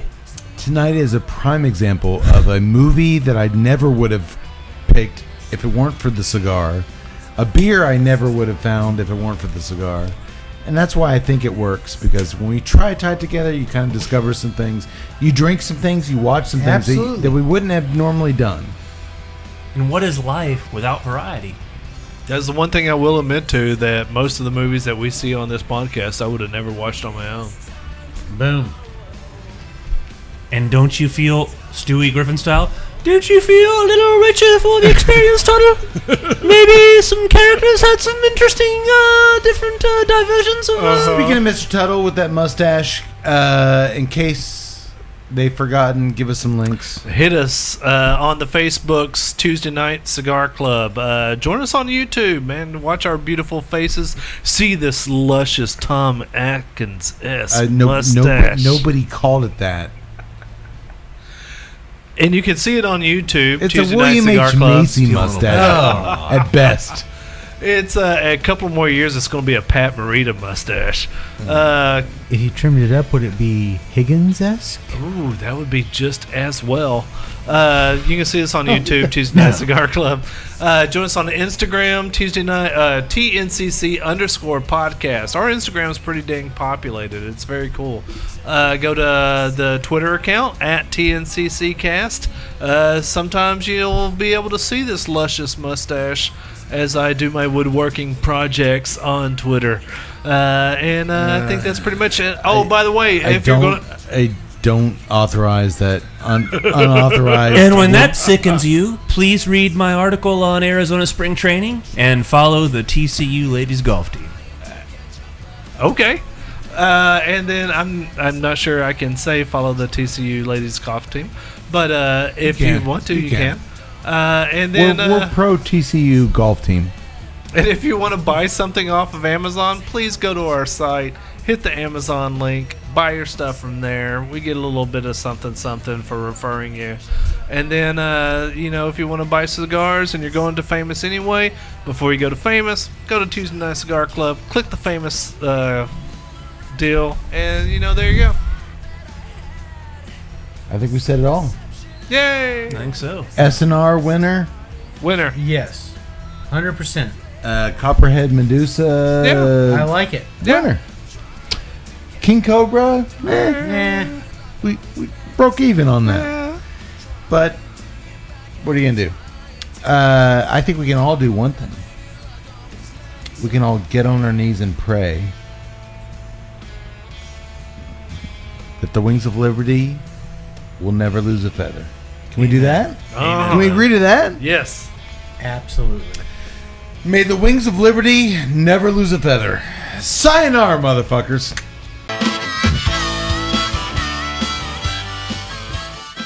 To learn more about the time a young adolescent Keith A. Howell heroically sucked the poisonous venom from a young lady who, depending on who you choose to believe, may have either been bitten by a lethal snake or just fell off her bicycle in front of my grandparents' house, and the next thing she knew, a young, horny Keith A. had her ankle in his mouth.